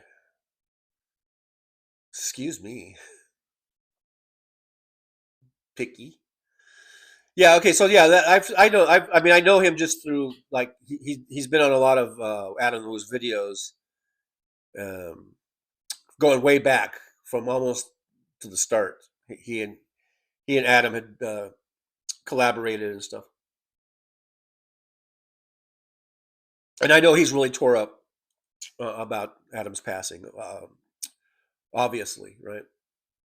A lot of these guys that hung out with him, they're just, they're so tore up, and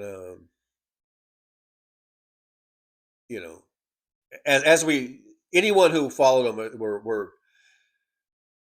saddened by his death. But if you actually knew him and like those guys do, and they did videos with him and they hung out with him, they did all these fun things and stuff, and it looks like they had a great time together. And now all of a sudden he's just gone. Yeah, those guys they're just tore up right now, man. Luck Dragon, and they have a lot of videos together. Yeah, I just said that.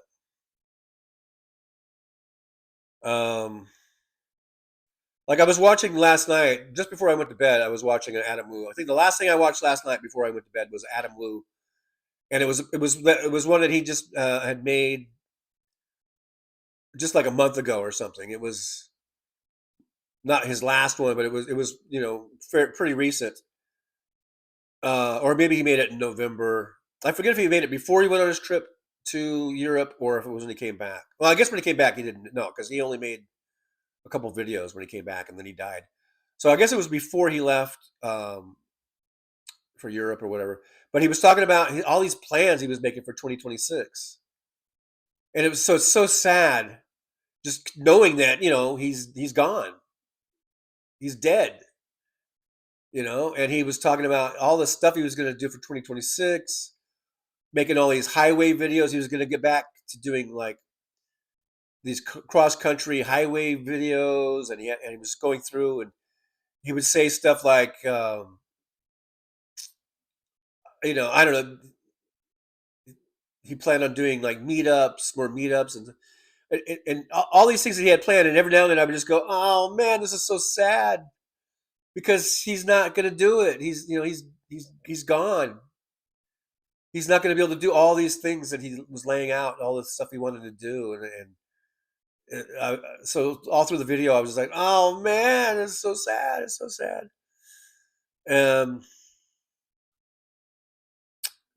But that, like I was telling W earlier, we just never know. We just never know when we're gonna go. We just never know. So don't take anything for granted, and just make the most of each and every moment that we have. Jolie says, "I've never been to Key West. I've always wanted to go there." Jolie, I think when you get some vacation time, maybe make 2026 the year of going to Key West. Make it this year. Luck Dragon says those guys are so likable that you almost feel like family, kind of like you, Trucker. Oh, thank you, Luck. Yeah, I know. That is the thing. Yeah, these guys, they're a good group of guys. That whole circle that Adam, was running with. They all seem like, good people, good guys. They're just having fun, man. They're just having fun. They're making videos and having fun, and especially Adam. There was something about Adam that, yeah, you just felt like as soon as you told me, it was Luck Dragon, by the way, guys, who broke the news to me on a live stream I was doing from the cab in Las Vegas, and Luck Dragon was the one that said, he said, "Oh my," he just broke in and said, like, "Oh my God, I can't believe Adam the Moo just died." And I was just like, "What? No way," And then Adam's like, Luck Dragon's like, "Yeah." It was just like, what the hell, It's so unbelievable. but you watch his videos and you're just like, God, he's such a he's so down to earth, but he's funny. Sometimes intentionally, I think sometimes unintentionally, but he was a great guy. And I think the first video, I think the first video that I ever watched from him, it was he was when he was in Las Vegas. And I think he was in my algorithm because this is like at least 2, maybe 3 years ago. I watch there's a lot of YouTube creators here, like Norma Jelly, Travel Ruby. Those are my two favorite, probably. There's Lydia now, who does a lot, and her husband he goes by the Challenge Guy. But there's a whole bunch of J&K Staycation, and there's I don't know, there's a whole bunch that do videos basically just right here in Vegas, just doing everything Vegas. And then I think Adam was in Vegas, and he was doing some videos here, and so he got into my algorithm, and I started watching them, and I think that's how I found out about Adam the Woo. I didn't even know anything about him. Like, he's been around since 2013 or something. My sister, she said that she's been watching him from the beginning, so she knew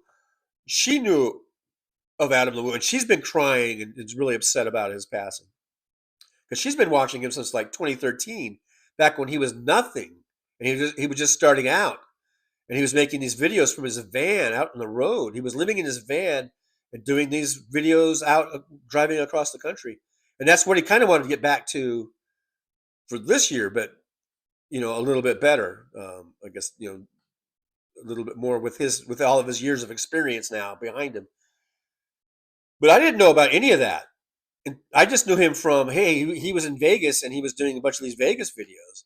And then from that, I started watching, he was in my algorithm now, and I subscribed to him. So he was in my feed. And so then I started seeing like that, oh, he's not just doing Vegas. He goes back and forth. He lives in Florida, and he goes to California, and he likes going to Disney and to Knott's Berry Farm, and he likes doing things all over the country. And then he started traveling abroad last year when he started going to all these places, other countries. But I just basically stumbled upon him because he was doing a Vegas video, and he did quite a few Vegas videos. He came out here quite a bit, and that's why I even said on that live stream when Luck Dragon told me what happened, that I was always hoping that maybe I would run into Adam the next time he was in town. Just like I might just bump elbows with him or whatever, and go, hey, and just say hi to him or something. And now I'll never have that chance. God has taken that chance away from me. No, but no, yeah, I mean, it's sad, but still, it's sad, and that he's gone, because he just seemed like a great guy, and his parents are still alive. His sister's coming in. I mean, she's flown out, I guess, to be there, and and now their son and her brother are gone. And it's so sad. But again, it's life. That's the way it goes, Luck Dragon says, I'm just making an estimated guess, but I have a feeling all those damn funnel cakes might have something to do with his death. I don't know. Who knows? Who knows?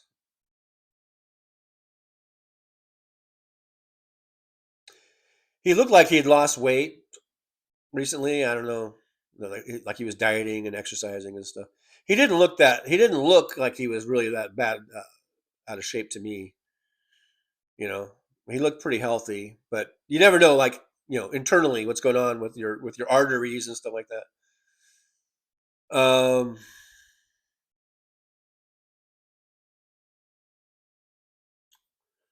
WW says, my mom, rest her soul, dated a guy, Isili, whose family invented the Klondike bar.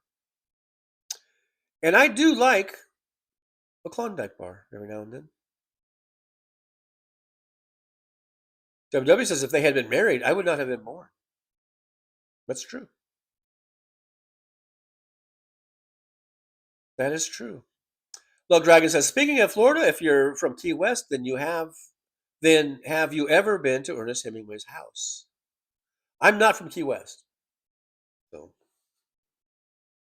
and we can say no to both those things. Big Hook, the Big Canuck says some people bring joy when they arrive and some people bring joy when they leave.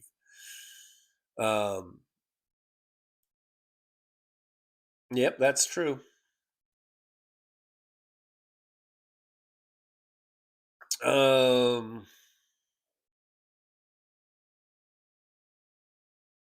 Stephanie B says the anniversary of my 35th year that I've been sober was New Year's Eve. Well, congratulations, Stephanie B. That's awesome. Congratulations on 35 years of sobriety, and here's to another 35. Truly, what we do for a Klondike bar. I would drink elephant dung coffee. Woke Mike, I was sober 10 minutes ago. Hey, if that was your goal, then congratulations. Oh, Aaron West is here. Good to see Aaron.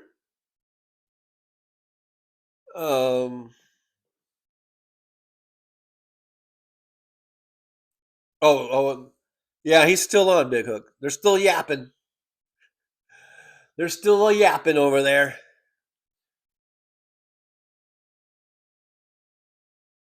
Old Hal and Tara. I've been on the Tara Devlin show, and I always get now I get Devlin and Dublin mixed up. And I've known this Tara way longer than I knew the other Tara. Luck Dragon says my best friend moved to Texas, and we talk all the time, and we like to watch roller coaster videos together. And we started watching Disney vlogs, and that's how we found Adam and Justin's vlogs. There you go. Yeah.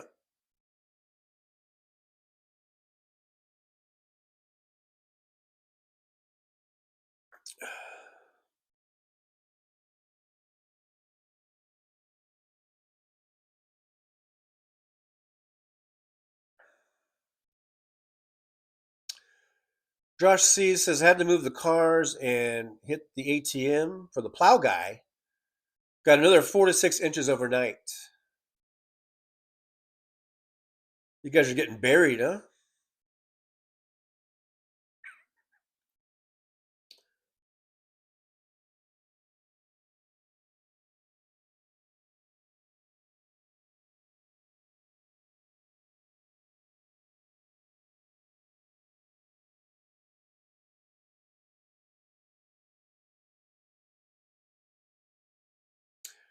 Look, Dragon says, think we're losing the audience, Trucker. None of them like Disney vlogs. Oh, sorry, guys. I wasn't the one that brought up the woo. Trucker did. I don't think we're losing the audience because of anything like that. We're just losing the audience because, I don't know, we're not doing anything. WW says, my plow guy came and shoveled me out without a plow. I had done half of it already. WW, I can shovel an inch of snow. Well, good for you. Good for you, W. A whole inch, huh? A whole inch. Good for you. Well, good for you. WW. Good for you. I heard Trucker John talking about you shoveling an inch. Are you sure it was a whole inch? I doubt it was even that much. You know what I mean? An inch. Probably a half inch. I know people like you. Always exaggerating. Are you exaggerating? Oh, WW. Hell. You probably got a ½ inch at best. Hell, I'm a cookie, and I can do better than an inch. You know what I mean?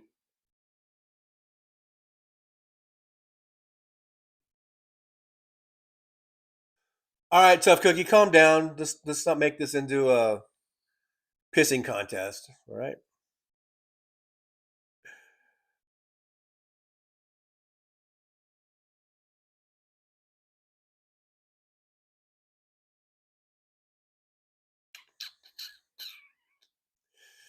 Big Cook, you are competing with Hal. Like I said from the very top of the show, I didn't know he was going to come on, and I already started, and so there's nothing I could do. Wasn't a whole lot I could do at that point.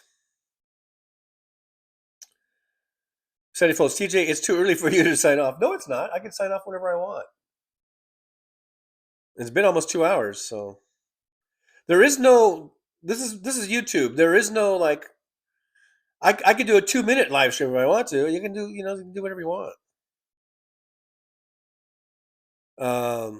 DBD says, Jolie, when you go to Key West, try Eaton Street Seafood Market. They have some delicious ceviche and crab rolls, and Cafe Soul. They have some really authentic French Caribbean food. That sounds delicious. Well, Mike House Sparks and Boston Brian is live right now. Yeah, Boston Brian just goes on basically 24/7 these days. So I'm not surprised Brian's on. Jolie says the trolls are only in your brain, WW. Ooh, burn. Jolie burned you.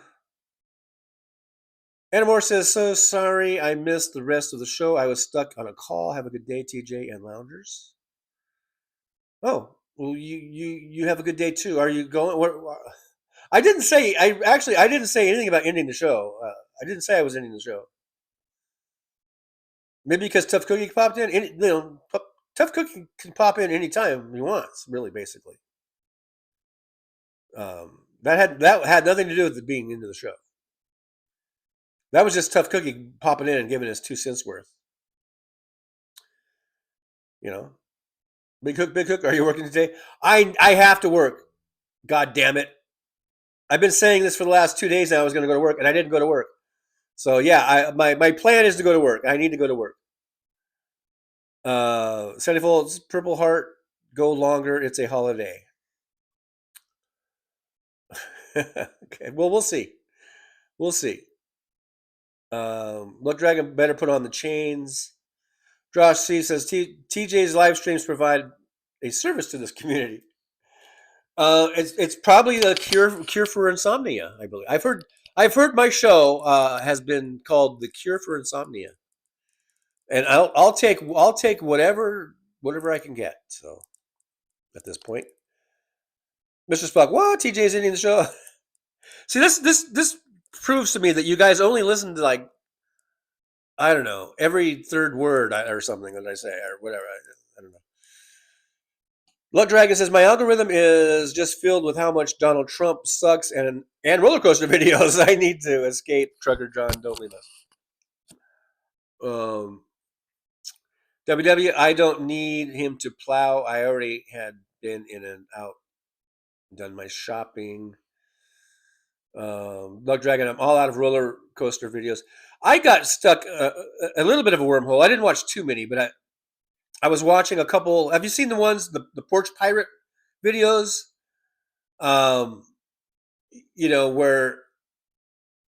they leave a package out for a porch pirate to grab, and when they grab it, it sets off this little paint bomb, and it just blows this. It's almost like a, in the movies you see when someone robs a bank and they open the thing and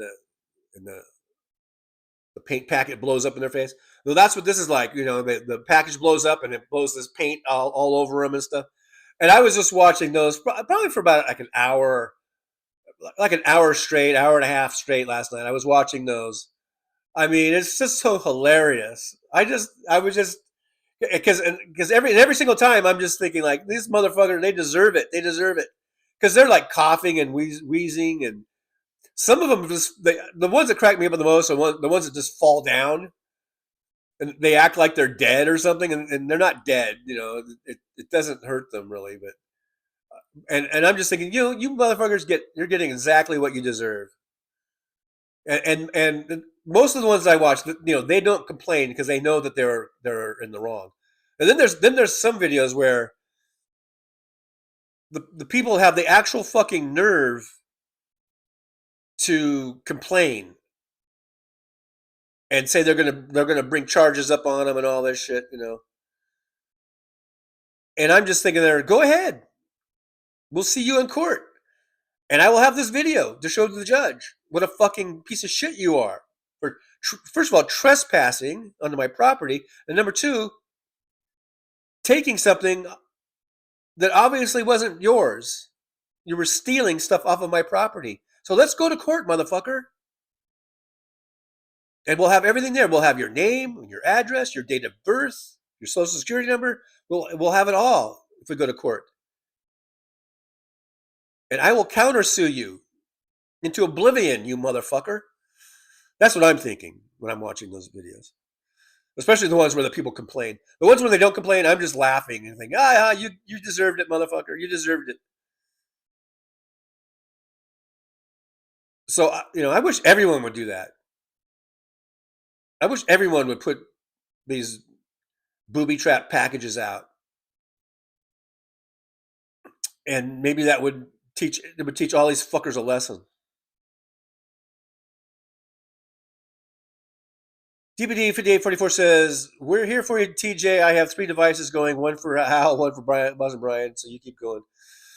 Well, we'll go for a little bit. I'm not going to go too much longer because we are over 2 hours.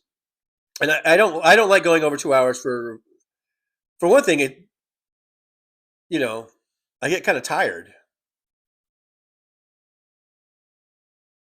I'm tired now. I'm done. I'm going to go home now. Jenny. Look, Mike, did you see Bruce Springsteen in concert with the hat? I did. And I did see him with this hat. I bought this hat at the Bruce Springsteen concert that I went to. Absolutely. WW says, Johnny does not read to understand. I read to read. I don't know. Yeah, I don't understand. I think you just proved your point. I don't understand what that means. Love Dragon says, when I finally woke up and turned on the phone, you were first in front of House Parks. And that's the way it should be. Because I'm the elder. I'm the elder of the two. Jolie says, my algorithm is also filled with how much DJT sucks and Urbex videos. I don't even know what an Urbex... I don't even know. I'm not sure if I want to even know what an Urbex video is. It sounds like a vibrating device of some sort. I don't know. Josh C says, I like to think this hat says Battleship Springsteen. Yeah, I think Josh, you're the one who always brings it up. You think it's a battleship. It's actually like Springsteen leaning up against a vintage car, a vintage automobile, of some sort.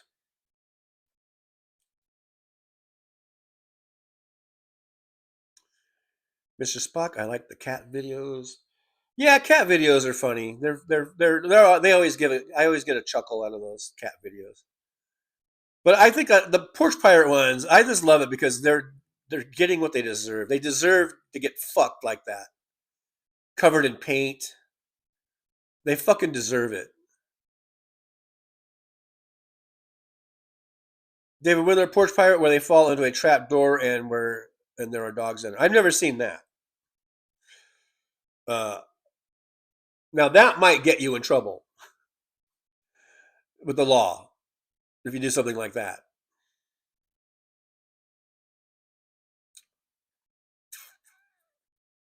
Big Cook repack box full of dog shit.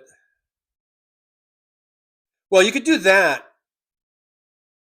I mean, would it explode? You want the like exploding so it gets dog shit all over them? You know, there might be only so far you can take these things before you are kind of legally where you could be liable. I don't know if you could do something that might be toxic like that. The paint, I think the paint thing is non-toxic. I'm sure they use like something water-based that's non-toxic. So I think you do have to be careful. You can't do something that's going to do like permanent damage to someone, or and you know, dog shit might be going too far legally.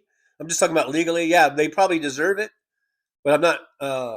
I think you still have to be careful, you know, about how far you can take this, especially if you're videoing it. Then in you're videoing your own maybe prosecution. You know, Lug Dragon says all I did was make one silly joke about Kiss. Oh, okay. Are you back on the thing about being banned from hell? Okay, I don't like when people just keep repeating stuff. I've heard your story a million times about being banned from Hal because you made a comment about Kiss. Oh, I guess Hal's over because now it just went to Boston Brian. Is Boston Brian doing a fucking marathon today or what? Anyhow, but I guess I'm being too harsh, Lug Drag. Maybe I'm being a little harsh. I mean, yeah, okay, so, but because I've heard the story, maybe others haven't heard the story, but okay, so I'll allow it, Lug Dragon. I'll allow it. DPD says, I know WW ceviche is delicious. I'm not even sure what ceviche is. I'm not even sure if I'm saying it right. But you guys, according to you and WW, it's delicious. It's delicious. It's delightful. It's the greatest thing in the world. WW, all sorts of colors, obviously staged. I was wondering that. Maybe some are, maybe some aren't, but I don't know if it's obviously staged because obviously I wasn't sure if they were or not. I think I've seen some that definitely are not staged. I don't think you can paint with such a broad brush, WW. I don't think they're all staged. I think there's some that are really legitimate. Big Hook is Liberal Dan on tonight. I don't know. Aaron and Jolie might know. Today is New Year's Day. When is Stranger Things? Is Stranger Things today or was that last night? Because he was going to take his son to go see Stranger Things in the theater because they're doing a theatrical showing of that, and I haven't watched it yet because I think it's on Netflix also, but I still haven't watched it. The conclusion, the finale, but so I don't know if that was last night or tonight. I don't know.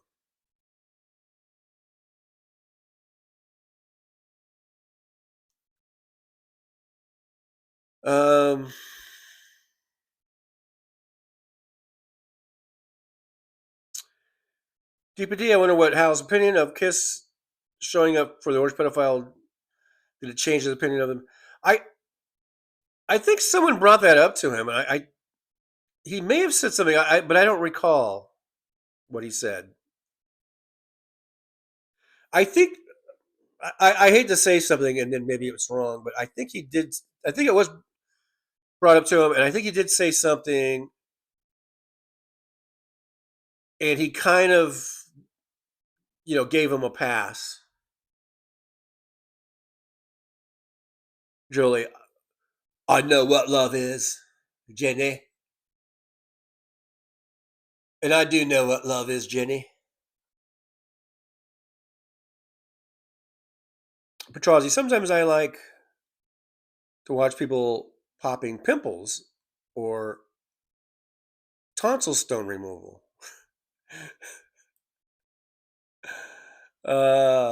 Me too.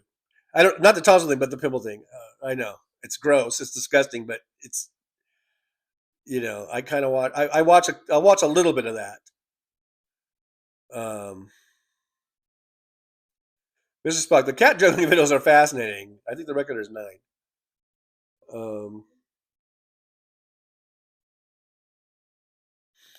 Just don't let a video of you surface of you doing that.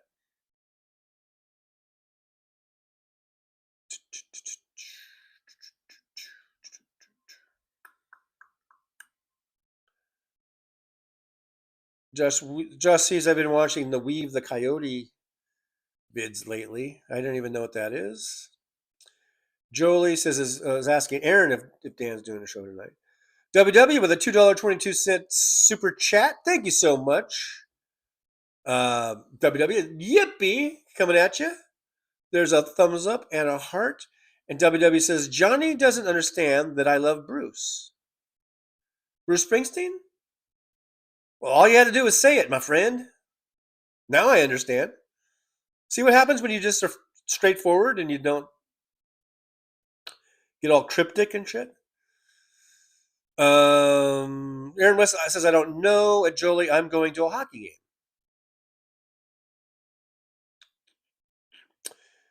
So I guess we'll just be on the lookout for Liberal Dan.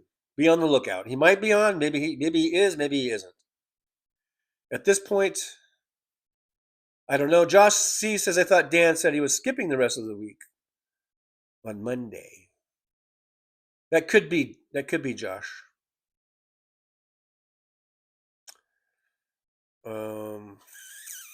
You might be right, but then you might be wrong.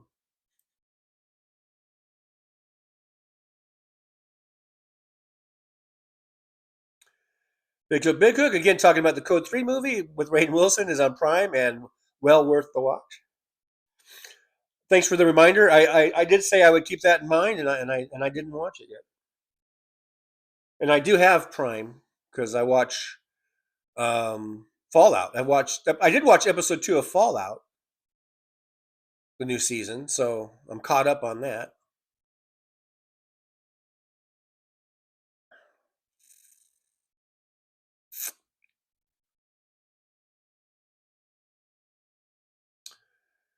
Mr. Spock, I retired in 2018. Luck Dragon, I was at day on the green. Day on the Green? I don't even know what that is. With Ozzy Osbourne and Metallica. I can't remember the year. Don't make me Google it.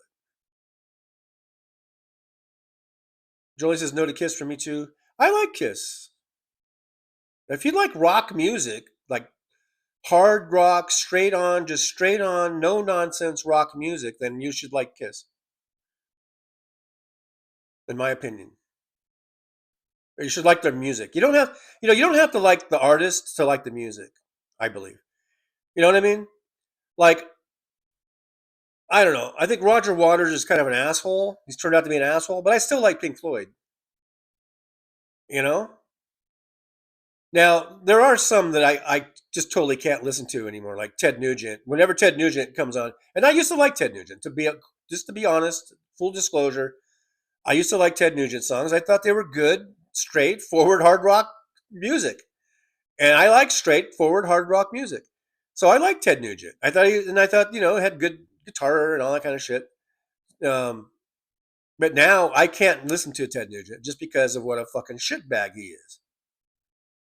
What a fucking disgusting excuse of a human being that he is. Because of the things that he's said. He has said some awful fucking things about Hillary Clinton and about Democrats in general. And he licks Donald Trump's ass up and down every which way. So I cannot listen to a Ted Nugent song. Same way with Eminem. Not Eminem, with Kid Rock. Yeah, Eminem's pretty cool. But Kid Rock, not that I was a huge Kid Rock fan, but there was, he had a couple songs that were, I know it's rap, and he had kind of rap and rock mix, there was a couple that, not that I was never a big fan of it, but I would listen to it if it came on the radio. But now when that shit comes on the radio, change the station. I cannot listen to it. So I guess I kind of, so there are limits to it, but like Kiss, I can still like their music, even if they did go to the White House, and even if maybe Gene Simmons says some shit or whatever. They haven't, for me, they haven't crossed the line yet. So I can still listen to Kiss, and I like their music, and I like, I like the sort of straightforward hard rock. And I think there's a couple songs that I really, really like. I really, really like. I really, really, really, really like. But for me, they haven't really crossed the line yet. And even before, and I know you guys are saying you don't like them, and probably having nothing to do with politics, like you've never liked them, even before, going way back to the 70s and the 80s. You guys, that I know we're not. It's kind of different thing. When I was talking about Nugent and stuff, but I don't know. I just like straightforward, no nonsense rock.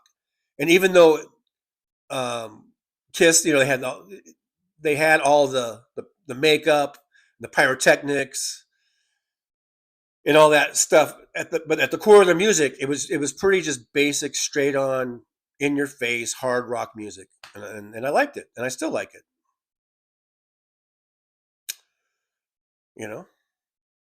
But that doesn't mean I can't like other things too. I can like Kiss, and I can also like Springsteen, for instance. Completely different artists, completely different in their whole approach to music. But at the end of the day, they're still good. I would say Kiss is more hard rock, and Bruce is more. I wouldn't say folk, but he's rock. Bruce is definitely rock music, but it's a whole different just kind of style of rock.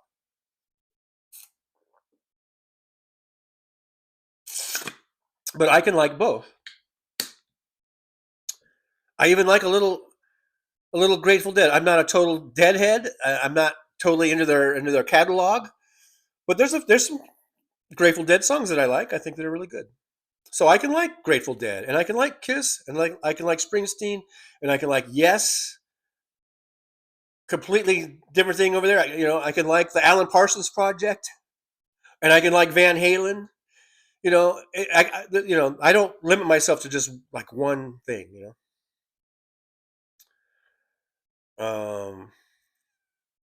72. There's 3 episodes of Fallout for the last season. Are you talking about you mean the latest season? I just watched episode 2 last night, and that's all I saw. I didn't see episode 3. And last season was more than 3 episodes. Last season was, I don't know, a whole season worth of episodes. I don't remember how many there was. Probably, I think there was at least 8 or 9 episodes or whatever for last season. For this season, now I watched episode 2. I thought that was the latest one. I didn't see a 3, unless it just dropped today or this morning or something. I can go look it up right now. I don't have to watch Boston Brian. I can look it up right now just to verify. Let's see. Here's Fallout. I just want to make sure that I'm caught up or not.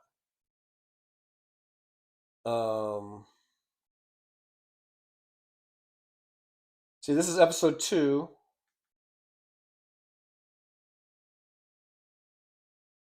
Which I just watched last night. It's starting off at episode 2. Let me go to episodes. Oh. I don't know why it didn't just go to automatically to episode 3. Or is this the episode, or is this like a trailer? Let's see.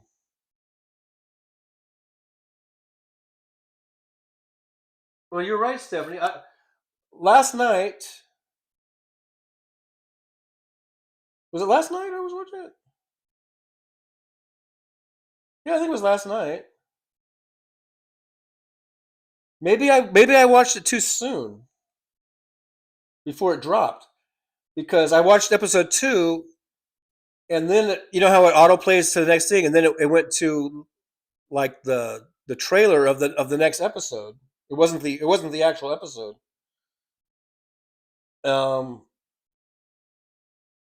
Maybe I was just in too early last night, or just when I watched it. So when I was on last night, episode 3 had not dropped yet, but it is now. So now I know. So thanks for telling me, and I'll watch that.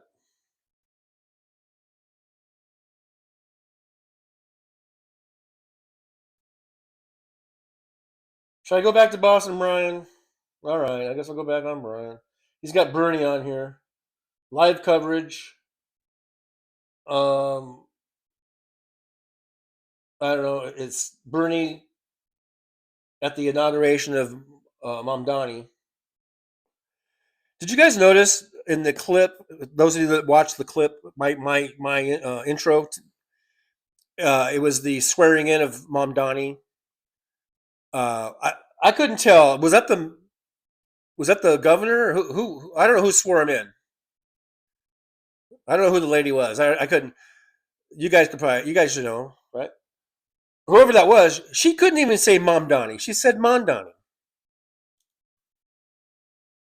And she's reading off a piece of paper. Pissed me off. Anyhow, so yeah, 70. There are 3 seasons. 3 episodes for this season, not last season. But, and I think it must have just dropped after I watched that episode 2 last night. I guess it was still early in the evening when I watched it, and it was because episode 3 wasn't on yet, but it is now.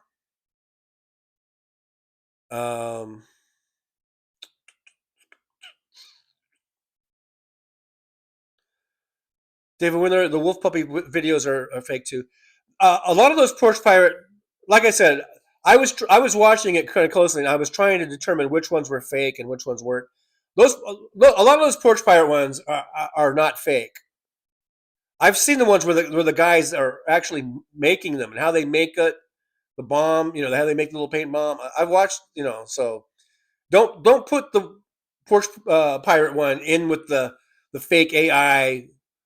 With the baby on the porch, and there's like a fucking wolf or whatever. Yeah, this is not that.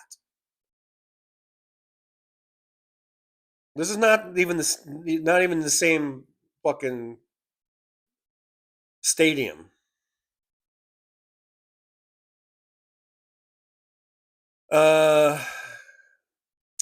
Jolie, I love rock music, just not Kiss's rock music. Mm-hmm. I don't know. It's rock. If you like rock music, I don't know why you wouldn't like Kiss rock music. WW says Guns N' Roses. Axl had a pretty sore throat, made him sound like a nanny goat. DPD says TJ ceviche is raw shellfish or in citrus juice mixed with chili peppers and cilantro, onions, and salt. You can use red snapper, red sea bass, or halibut. I prefer sea bass. You serve it with plantain chips. I think I'll just stick with steak. Woke Mike says I sent Ted Nugent a comment on X, and he commented back. I commented on something, and God, who was the guy? Very funny comedian, and he died. It's been quite a few years now. God damn it! Who's the guy who was? He did it was like a parody of a talk show. Big hit. It was on for quite a few years. Very funny comedian. And I made a comment. Maybe it was on his, I guess it was on his, it was on Twitter at the time. It was something about the lottery. And I just made a funny comment or something about the lottery. And he responded with the smiley face emojis. And I saved that. I don't know if I still have it because I'm not on Twitter anymore. So I might not have it anymore. I can't remember the guy's name. But I remember I was like, oh, he responded. He responded.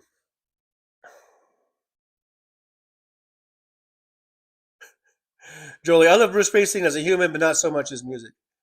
TJ right now. Yeah, I don't know.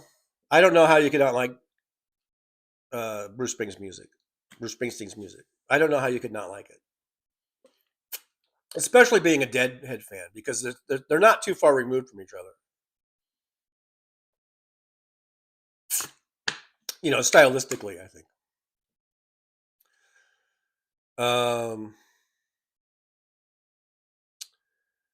Woke Mike says, I told him I've been to 5 of his concerts, but would never do it again. Ted Digit. What did he say? He said he responded back. What did he say? Or no, what did he do? Wait. He commented back. So we gotta know the comment, Mike. We gotta know the comment.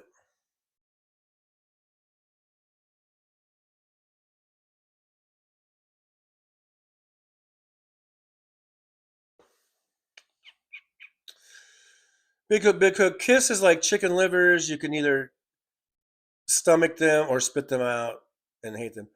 I don't understand. Look, would it be? Is it the music or is it the presentation that you don't like? Because what if you didn't know what Kiss looked like? You just were listening to them. Do you still hate the music? And do you consider yourself to be a rock fan of music, of a fan of rock music? Because if you're a fan of rock music, I don't know how you could not like Kiss. I really don't get it.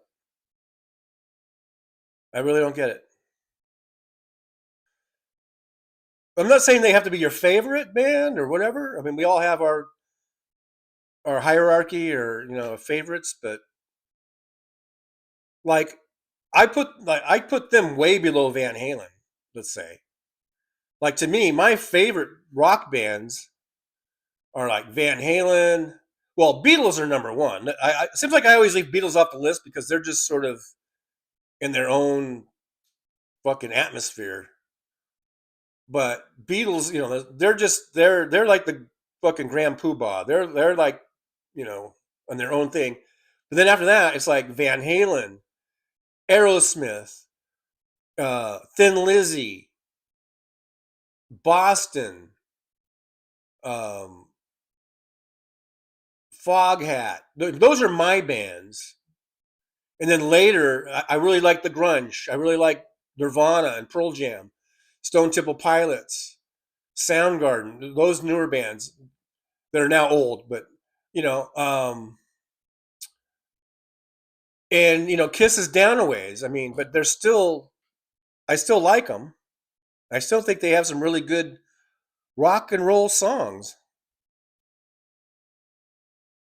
And and Springsteen is in there, towards the top of the list.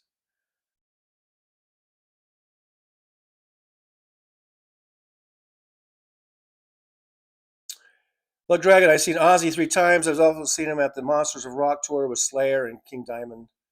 I'm high.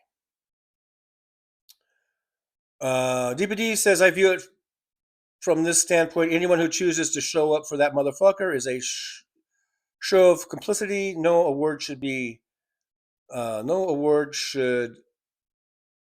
don't know, negate, or should, I don't even know what you're trying to say, one's morality, ethics, or integrity, period. I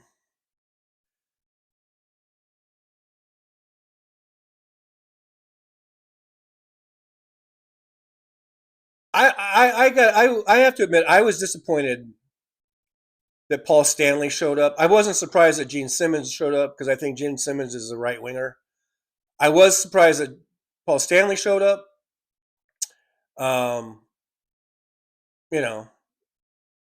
But I'm still gonna listen to Kiss songs. So, and Kiss isn't like, I don't idolize them, kind of like Hal does, So I've always thought they were just a really good band with some really good songs, rock songs. But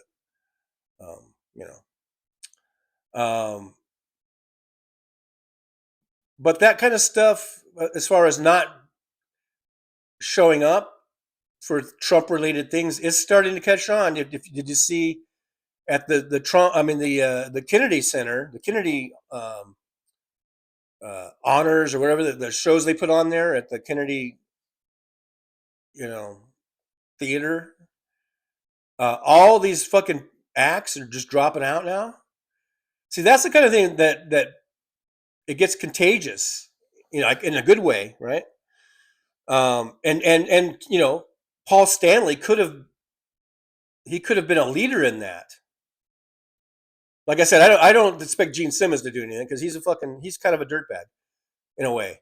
I don't think he's as bad as Ted Nugent, but he's kind of a dirtbag. But Paul Stanley, that was an opportunity for him to sort of lead the way and about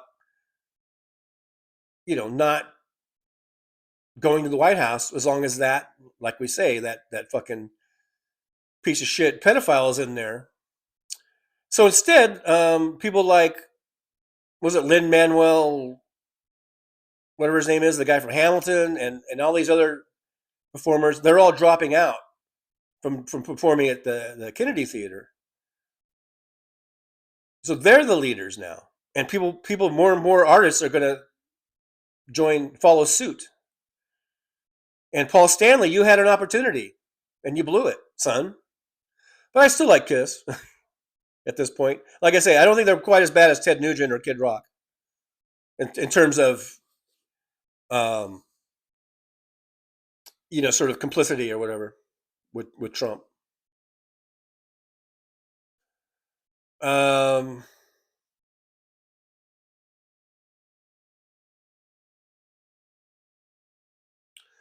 Big justification for doorbell cameras. And I'm not sure if we've ever need justification for that. It's a free country. You should be able to have a doorbell camera if you want. Even if no one ever comes to your porch.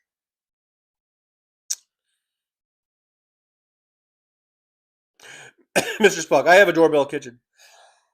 Gary Shandling, yes, Petrazi, thank you. It was Gary Shandling who responded to one of my comment on his Twitter channel, his Twitter page or whatever. And he responded with laughing emoji. And I took that as a compliment because I said something funny and I don't even remember what I said.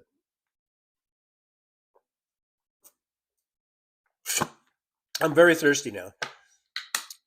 Very thirsty.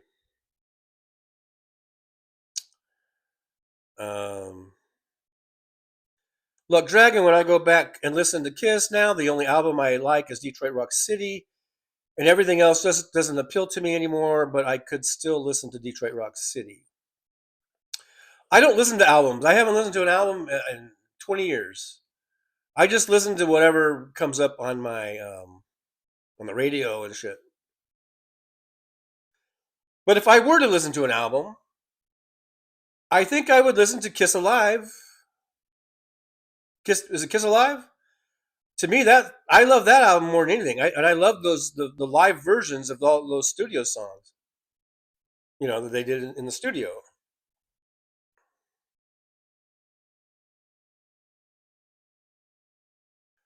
Well, Mike says he just laughed. He's a Trump lover. Ted Nugent. Love Dragon, I miss Stephen Wright. Stephen Wright's still alive, isn't he? Did Stephen Wright die? I don't think Stephen Wright died.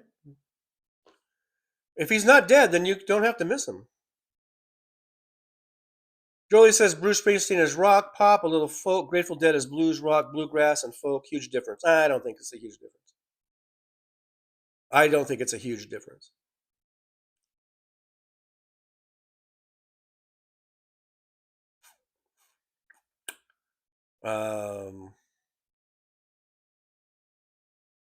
Julie says, actually, I like the Kiss look. Always thought they looked very cool. Wanted to like them because of that. Just didn't like their sound. I guess you don't like hard rock. You like that more bluesy, Slow rock or something, I guess. I don't know.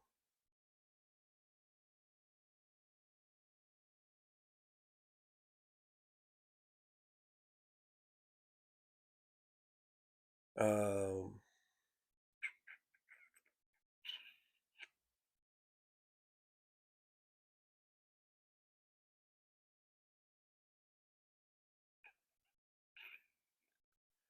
yeah, Kennedy Center. Bigfoot says Kennedy Center is a memorial, not a monument to Trump, as he thinks. Jolie says, I love the Kennedy artists are dropping the Kennedy Center. FDJT, so sick of that shitbag putting his name on everything. He put his face on the National Park Pass next to George Washington. Jolie, I like Metallica and Dio. So do I. Okay, I'm trying to think. What rock band do I not like? Big Hook says Stephen Wright is still with us. Yeah, so if you miss him, it's pretty easy to Google him, and you can probably watch whatever he probably has a whole shit ton of stuff you can watch. Whoever it was that said there that they miss him. Okay, so for rock, who do I not like? Like, I consider myself, I like rock music. Okay. I've never been really big into the Grateful Dead, but like I said, they are a fusion of all kinds of stuff. And whenever I do listen to them, I go, "Eh, they're pretty good," you know. But I've never really been into the Grateful Dead. But I don't think I've ever said I don't like the Grateful Dead. I'm just trying to think of like who do I not like? Like Jolie doesn't like Kiss, so I'm trying to think. I'm sure there must be some that I don't like for their music. Like Ted Nugent, I don't like him because he's toxic. He's a toxic human being, and you know, there's a whole bunch of things going on with him. And I don't like Kid Rock because same thing. And he's not really rock, but so I'm just trying to think like who comes on, and I'm just like, I'm trying to think. Maybe you guys could throw some names out. I don't know, and who I might not like. That's somewhat popular. Don't give me some Mr. Spock. Don't give me some German fucking growl rock. That's not. Let's keep it somewhat mainstream. Who do you guys think that I might not like? Hey, there's Gorilla in the Mist. Hello, Gorilla in the Mist. Good to see you. Thanks for coming on in. Close to the Edge. I don't know. Yes songs. I like Yes. Who might I not like? I'm just trying to think because I like GNR. I like AC/DC. That's AC/DC, one of my favorite bands. I like Guns N' Roses. I like the Stones. Jolie says the Grateful Dead are the single greatest band that ever exist. I know you love them, and I don't. I'm not going to deny you that. You have every right to love the Grateful Dead and to think that they are the single greatest band to ever exist. I think you think about the Grateful Dead the way I think about the Beatles, I think. DVD Three Doors Down. I like Three Doors Down. I like them. Let's see. I've talked about Weezer. Weezer's one of my favorite bands. I like 21 Pilots, for Christ's sake. I like Cage the Elephant. Who might I not like? I'm trying to think who I wouldn't like. BF iTunes, would you dislike Night Ranger? Well, I like Night Ranger. Is that Sister Christian? Sister Christian. I love that. That is Night Ranger, right? I mean, they only had basically one song or two songs that were hits. I'm not going to go probably deep into their catalog. I'm not going to, go into their albums, but I think Night Ranger was Sister Christian, right? Jolie, I love AC/DC, GNR, hate the Rolling Stones. Why do you hate the Rolling Stones? See, I don't get it. I don't get hating the Rolling Stones. They have some great fucking songs. They have some classic rock, great iconic songs. I don't really get how you could hate the Rolling Stones. I don't get it. DPD, leave Light Ranger alone, and yes, TJ. I have nothing against Night Ranger. I mean, they had one song, or maybe two, you know. And Sister Christian is a great song, and I will sing along to it in the car when it comes on the radio every single time. Rainier Noli Weka. Hello, Rainier Noli Weka. Good to see you. I've seen you here before. Thanks for coming on back. Laughing out loud. German growl rock. You okay, Trigger John? Indeed, some of our rock music was growling so very hard, extreme. Others made fantastic rock music. What I'm saying is, don't give me some band that I've never heard of that's in some obscure genre. Okay, I'm talking about general, just straightforward rock bands. And Jolie says I don't like the Beatles either. I don't get that. How could you like the Grateful Dead and not like the Beatles? Since there would be no Grateful Dead if not for the Beatles. Do you realize that there would be no Grateful Dead if not for the Beatles? And I will say that to my dying breath. David Willer, the Dead sound overdrugged. They were very overdrugged. Christina Weiler says Kiss sucks and the Rolling Stones are iconic. See, I don't. Definitely, I put the Rolling Stones at a much higher level than Kiss. I'm not putting Kiss on the Stones level, but I'm not going to say that they suck. If you like rock music, I don't know how you can say that Kiss sucks. I mean, it's rock music. If you like rock music, you should like the Kiss. I was going to call them the Kiss. You know, I don't get it. I really don't get it. It's like the Beastie Boys. They're a rap band. They're rappers, for Christ's sake. And I love the Beastie Boys. I love me some Beastie Boys.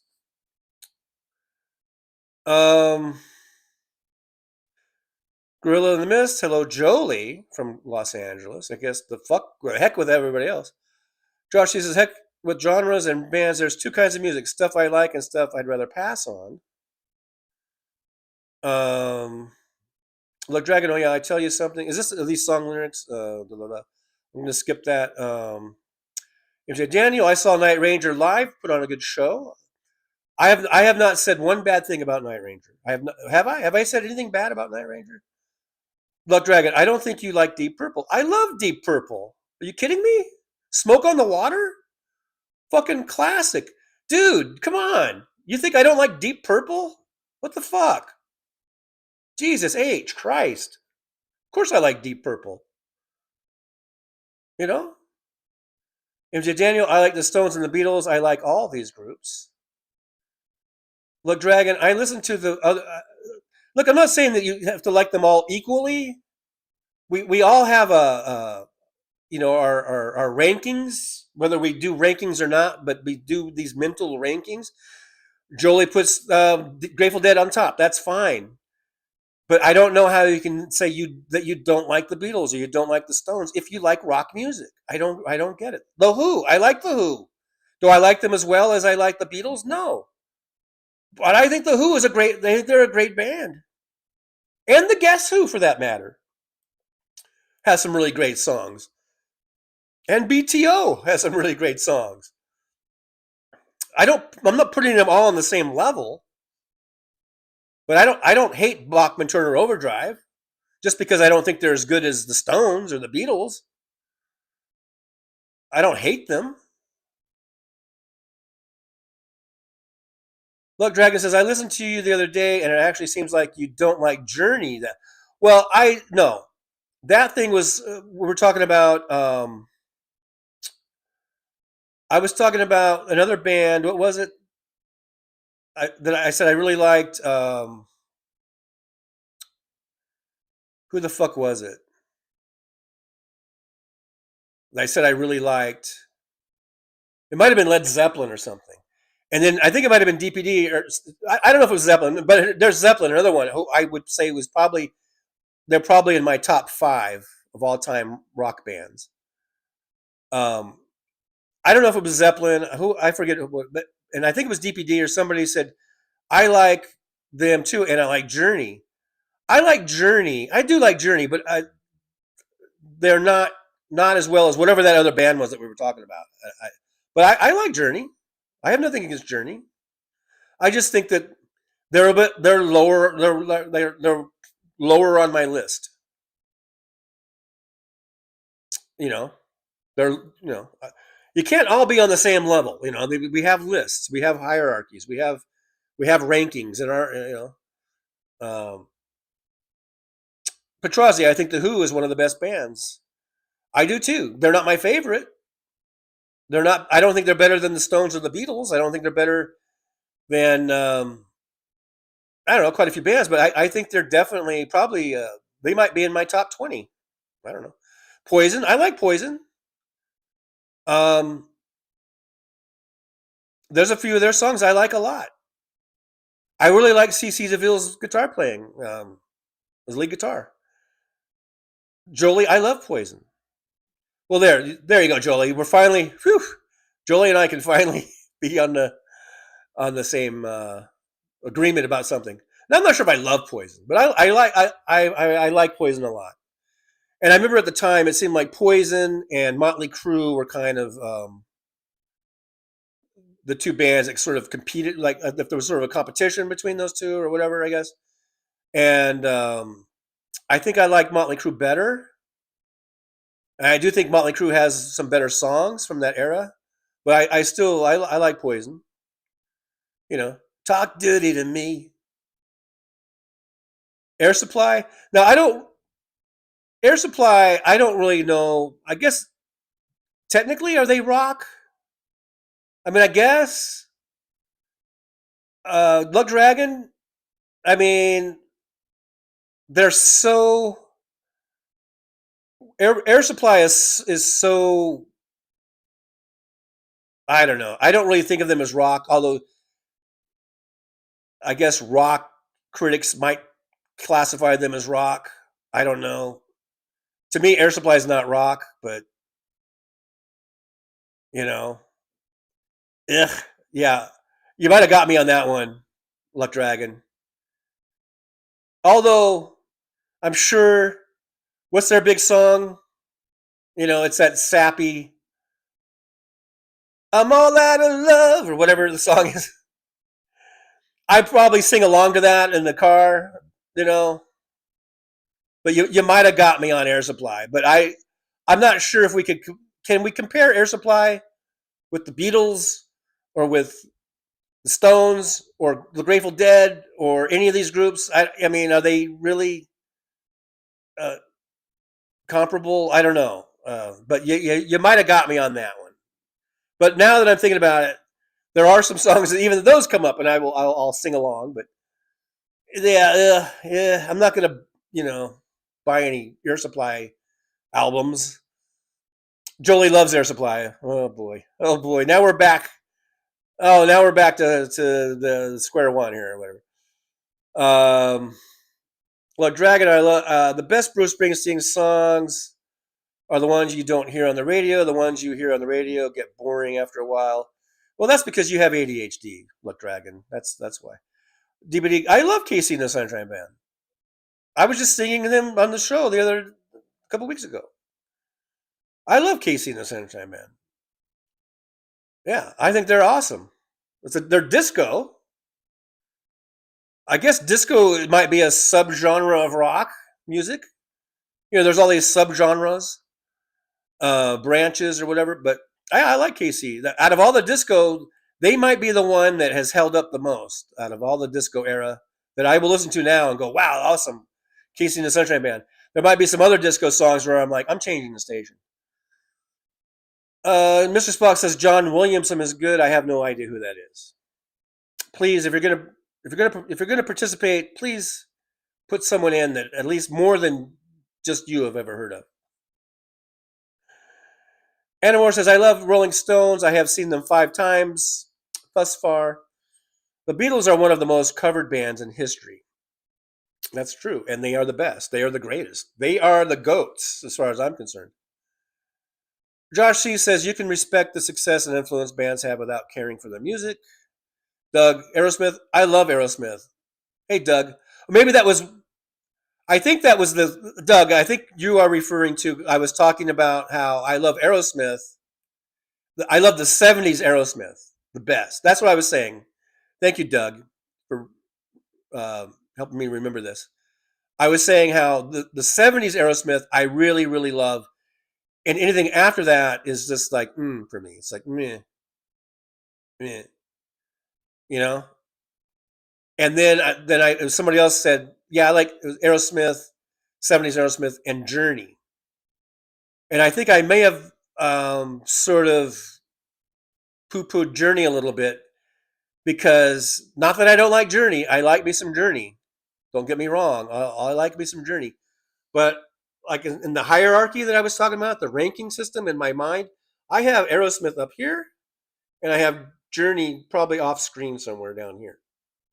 Doesn't mean I don't like Journey. I still like Journey. They're just not as high on my list. That's all. I might put 80s and 90s Aerosmith with Journey down there. Elvis Costello. I love me some Elvis Costello, especially the early Elvis Costello. Especially. Certainly love me some Elvis Costello.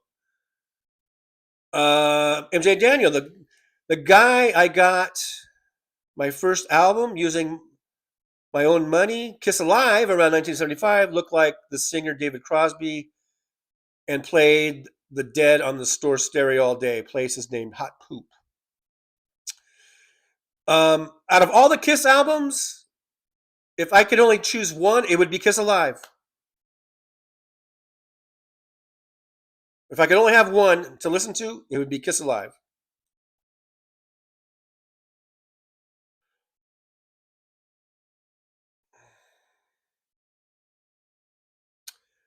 Mr. Spock, Oliver's Army. Yeah, that was a great album for Elvis Costello.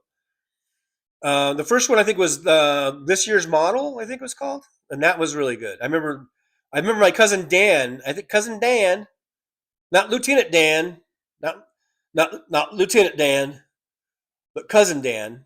I think he had that album and turned me on to Elvis Costello. And I remember I wore that album out more than he did.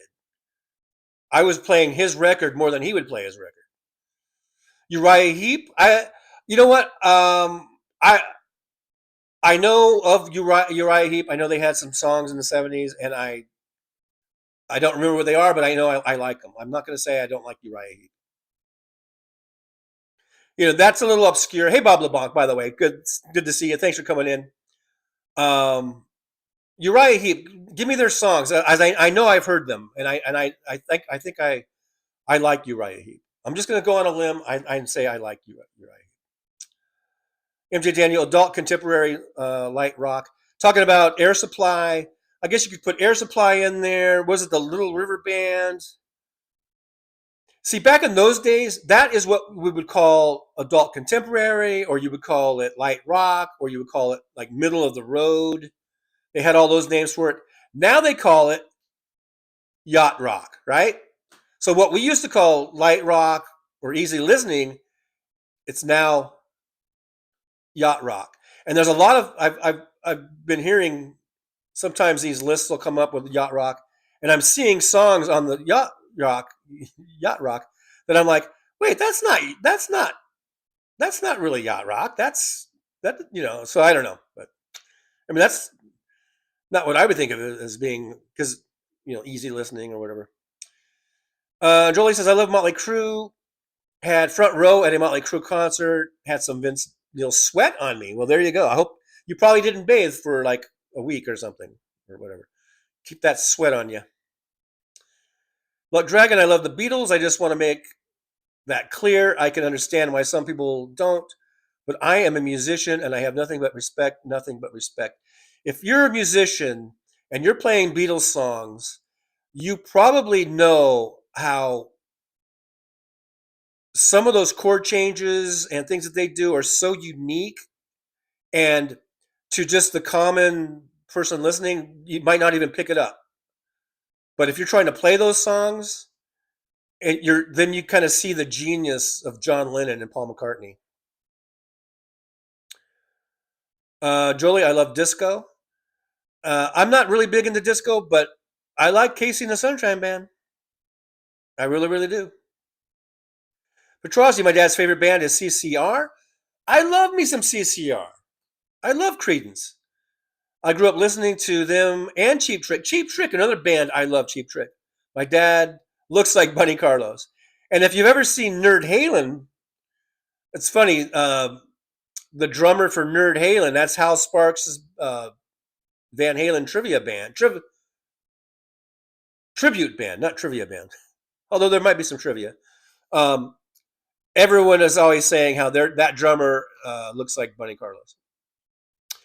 Anyhow, yeah, Cheap Trick, CCR, love those bands. Love, love, love. And speaking of not being around, if the Beatles hadn't been in existence, CCR and Cheap Trick definitely heavily, heavily Beatle influence. Heavy Beatle influence. Mr. Spock, we had to bring an album we liked to grade 5 once. I remember the girls had Casey and the Sunshine Band stuff, and I brought the Beatles' White Album. Wow. The Beatles' White Album, that is heavy for a 5th grader. That's some heavy shit, man, for a 5th grader to be listening to and bring to class. That's pretty cool, though, I gotta say. That's pretty cool.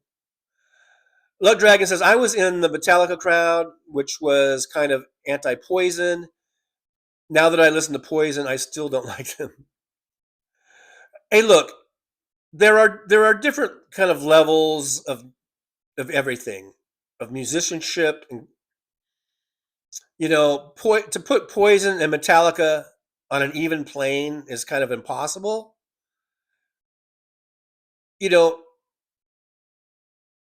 got to appreciate Poison for what they are. Just sort of talk about, we're talking about yacht rock and easy listening. I'm not saying Poison is that, but they are sort of a light hair band, an 80s hair band,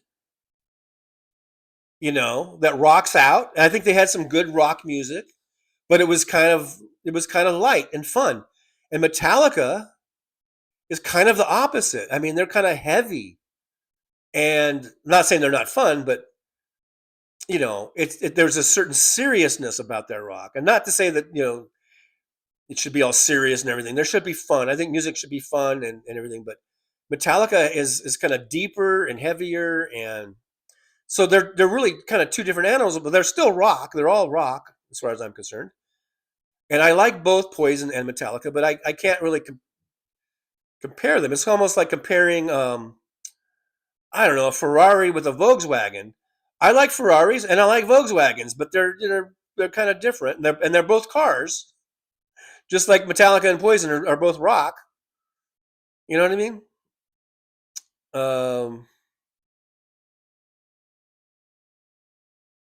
But we could just go on and on and on. But they're. Oh yeah, Easy Living, Bob LeBog, right? Yeah, that's a good song, Easy Living. Yeah, I got nothing against them.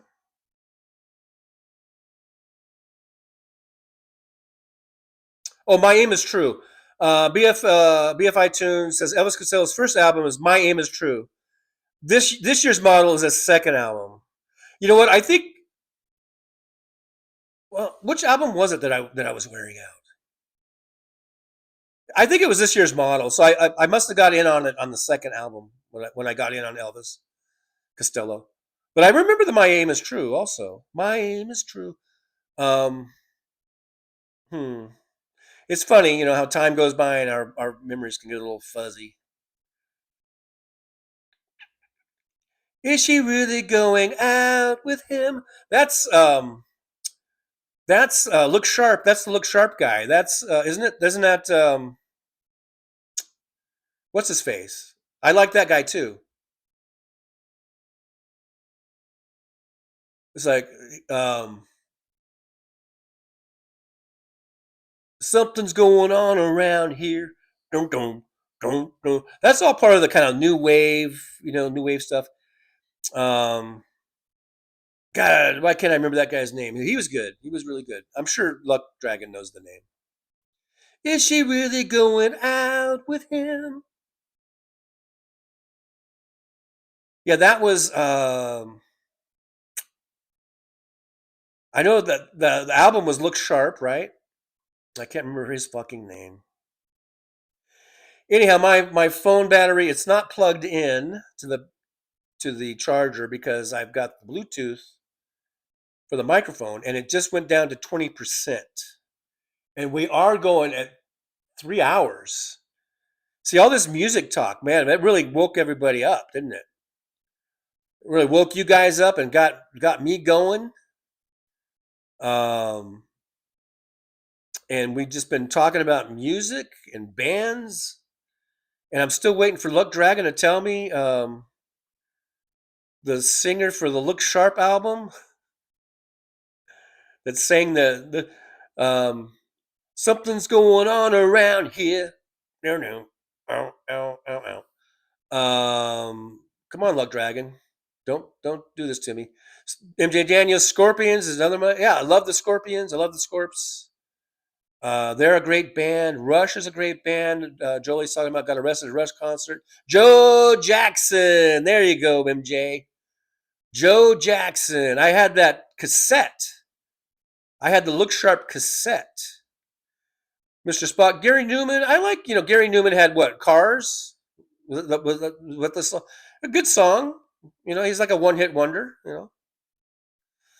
Mr. Spock. Joe Jackson. Yeah. Oh, but Bevo Tune, this year's model has Pump It Up on it. Pump it up. Yeah. Pump it up. Yeah, that's a good song. Yeah, I like that one.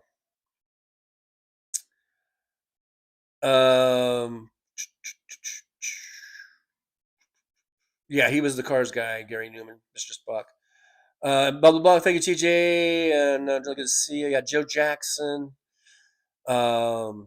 Even W, the old curmudgeon with the 1-incher, even he likes Joe Jackson. So there you go. Aaron West, I'm back. So we are at full mod capacity now as we end the show. And Aaron West says, I'm back. I'm back in the saddle again. I'm back. So I do a little Aerosmith for you. Sandy Foltz, that's Michael Jackson's dad. Well, that's true. Michael Jackson's dad was named Joe, right? But this Joe Jackson that we're talking about, Sandy, is a different one, a different Joe Jackson. But you're absolutely right. Michael Jackson's dad's name was Joe, and I hear he was a real bastard. MJ Daniel still has the box of cassettes from the 1980s. WW, nobody was smoking dope in the 70s. No, you're right. There was no dope smoking in the 70s. I think I got high more in the 70s as a teenager than I ever did in the rest of my life. Anyhow, all right. I got to end the show before the battery dies and all that good stuff. Boy, we went 3 hours. I was not planning on going 3 hours today. I was not. But thank you guys. We got into a good conversation. It was fun talking about music and bands and rock music, and I thought that was very fun. I really enjoyed it. So thanks for giving me an enjoyable time. And I hope you guys enjoyed it as well. Today's Thursday, tomorrow's Friday. That's how it works. We'll be on tomorrow at 11 a.m. Pacific time, right here on the good old Trucker John channel on YouTube. So I'll see you guys tomorrow, 11 a.m. Pacific. Don't you dare miss it. Don't you dare miss the Trucker John live stream. Thanks for all the likes and subscribes and sharing. We had 2 out of 5 on our goal. Not off to a good start in 2026 on our daily goal, but hey, 2 out of 5. We're at 4,260 subscribers. Let's keep them rolling, keep them coming in. We're going to get 4,500 before you know it. And like, subscribe, share, all that good stuff. Those things are free. Subscriptions are free, in case you didn't know. I know most of you in here are subscribers, so I know you knew that. But anyhow, I'll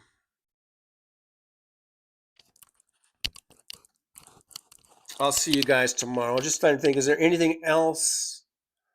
Is there anything else? Uh-oh, what did I do? What did I do? I don't know what I did. I don't know what's going on here. I don't know what's happening. What's happening?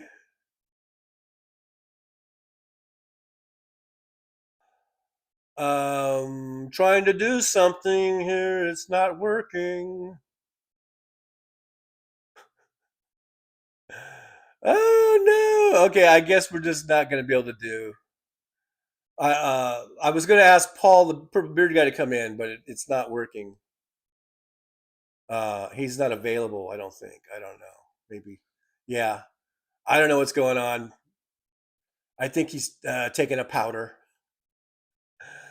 All right. So we'll see you guys tomorrow. Maybe we'll find those guys tomorrow.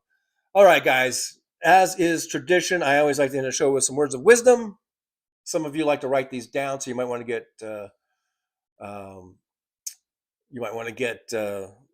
paper, something like that. BFL Tune says, "What is Paradise Road about? Did you write it?" I did write it. I did write it, and it's about getting maybe caught up in maybe in things you shouldn't be getting caught up in. And that's all I'm going to say, but I did write it. And thanks for noticing.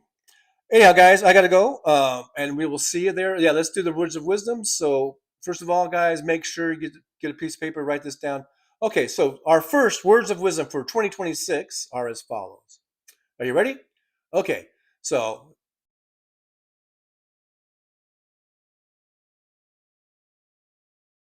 well, it's time to say goodbye. The show has come to an end.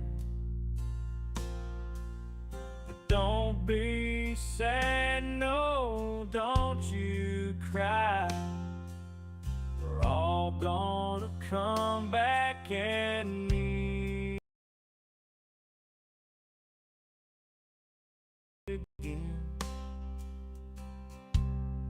Have some fun times, hopefully nothing too bad. We might talk about war crimes, might talk about Baghdad. I doubt we'll talk about door chimes, but if we did, I'd be only too glad.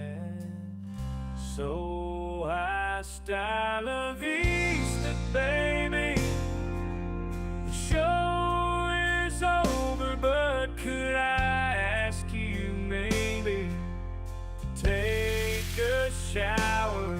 No, that's not what I meant, but I couldn't think of anything to rhyme with over. Now my whole rhyming scheme is all screwed up. Oh shit, I should have stuck to truck driving, who I tried to kid. At least when I was out there driving, I could handle a skid, but doing this live stream, baby, has been a real kid. So I hope to see y'all again right here on the Trucker John live stream. We're gonna do it again and again, right here in the Trucker John live stream. Yeah, the Trucker John live stream. We're gonna come back and do it all again. No, this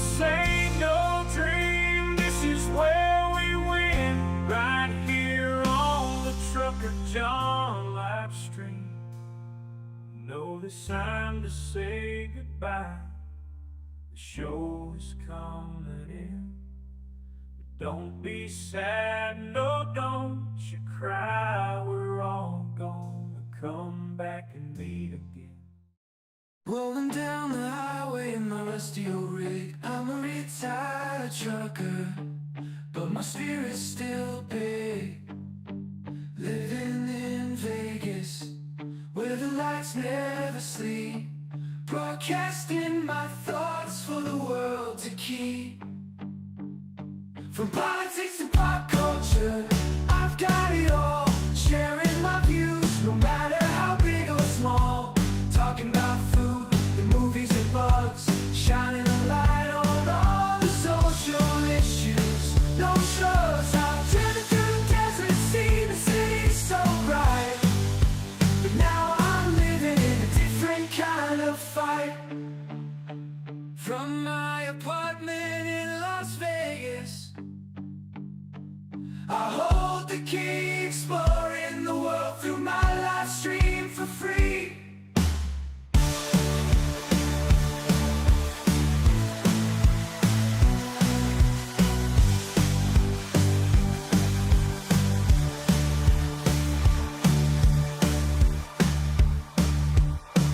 My apartment in Las Vegas, I hold the key, exploring the world through my live stream for free.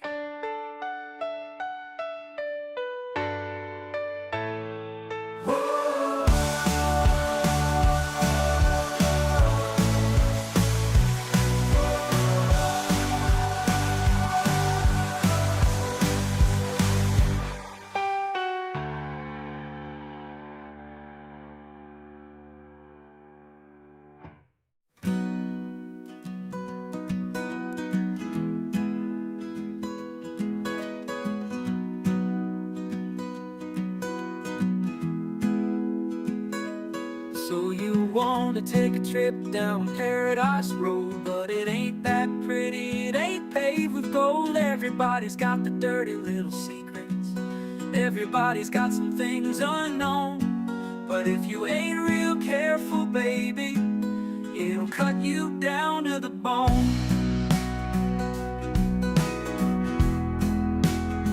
Under all those bright lights, you've gotta learn to ignore the glitter. It's all about fight or flight, and you don't wanna do either. So go on down to Paradise Road, it'll make you wish that you were young. But all it'll do is make you feel old and regret trading in your love for lust. It's all just a big charade, it's all just one big game, and it ain't about love. It's all about the thrills, it's about staying in the hunt, it's about going in for the kill. So head on down to Paradise Road, that's where your friends are now. They're the people that nobody knows. So go ahead and make your big show. So live it up on Paradise Road, just don't let anyone know. It'll be your dirty little secret, it'll be your guilty little pleasure. Living a secret that the whole world sees, hiding in plain sight among the scum and the thieves. So damn hard to ever be pleased.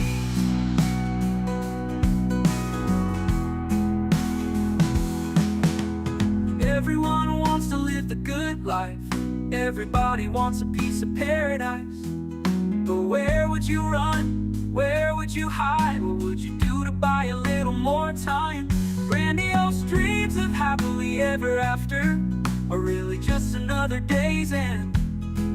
And when the sun goes down, you just lay there wondering, can you really do it all again? You're praying for one last shot, you're hoping for one last big win.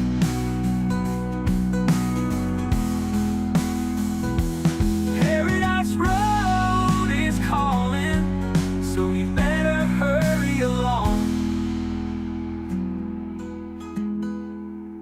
Paradise Road is calling, so you better hurry along.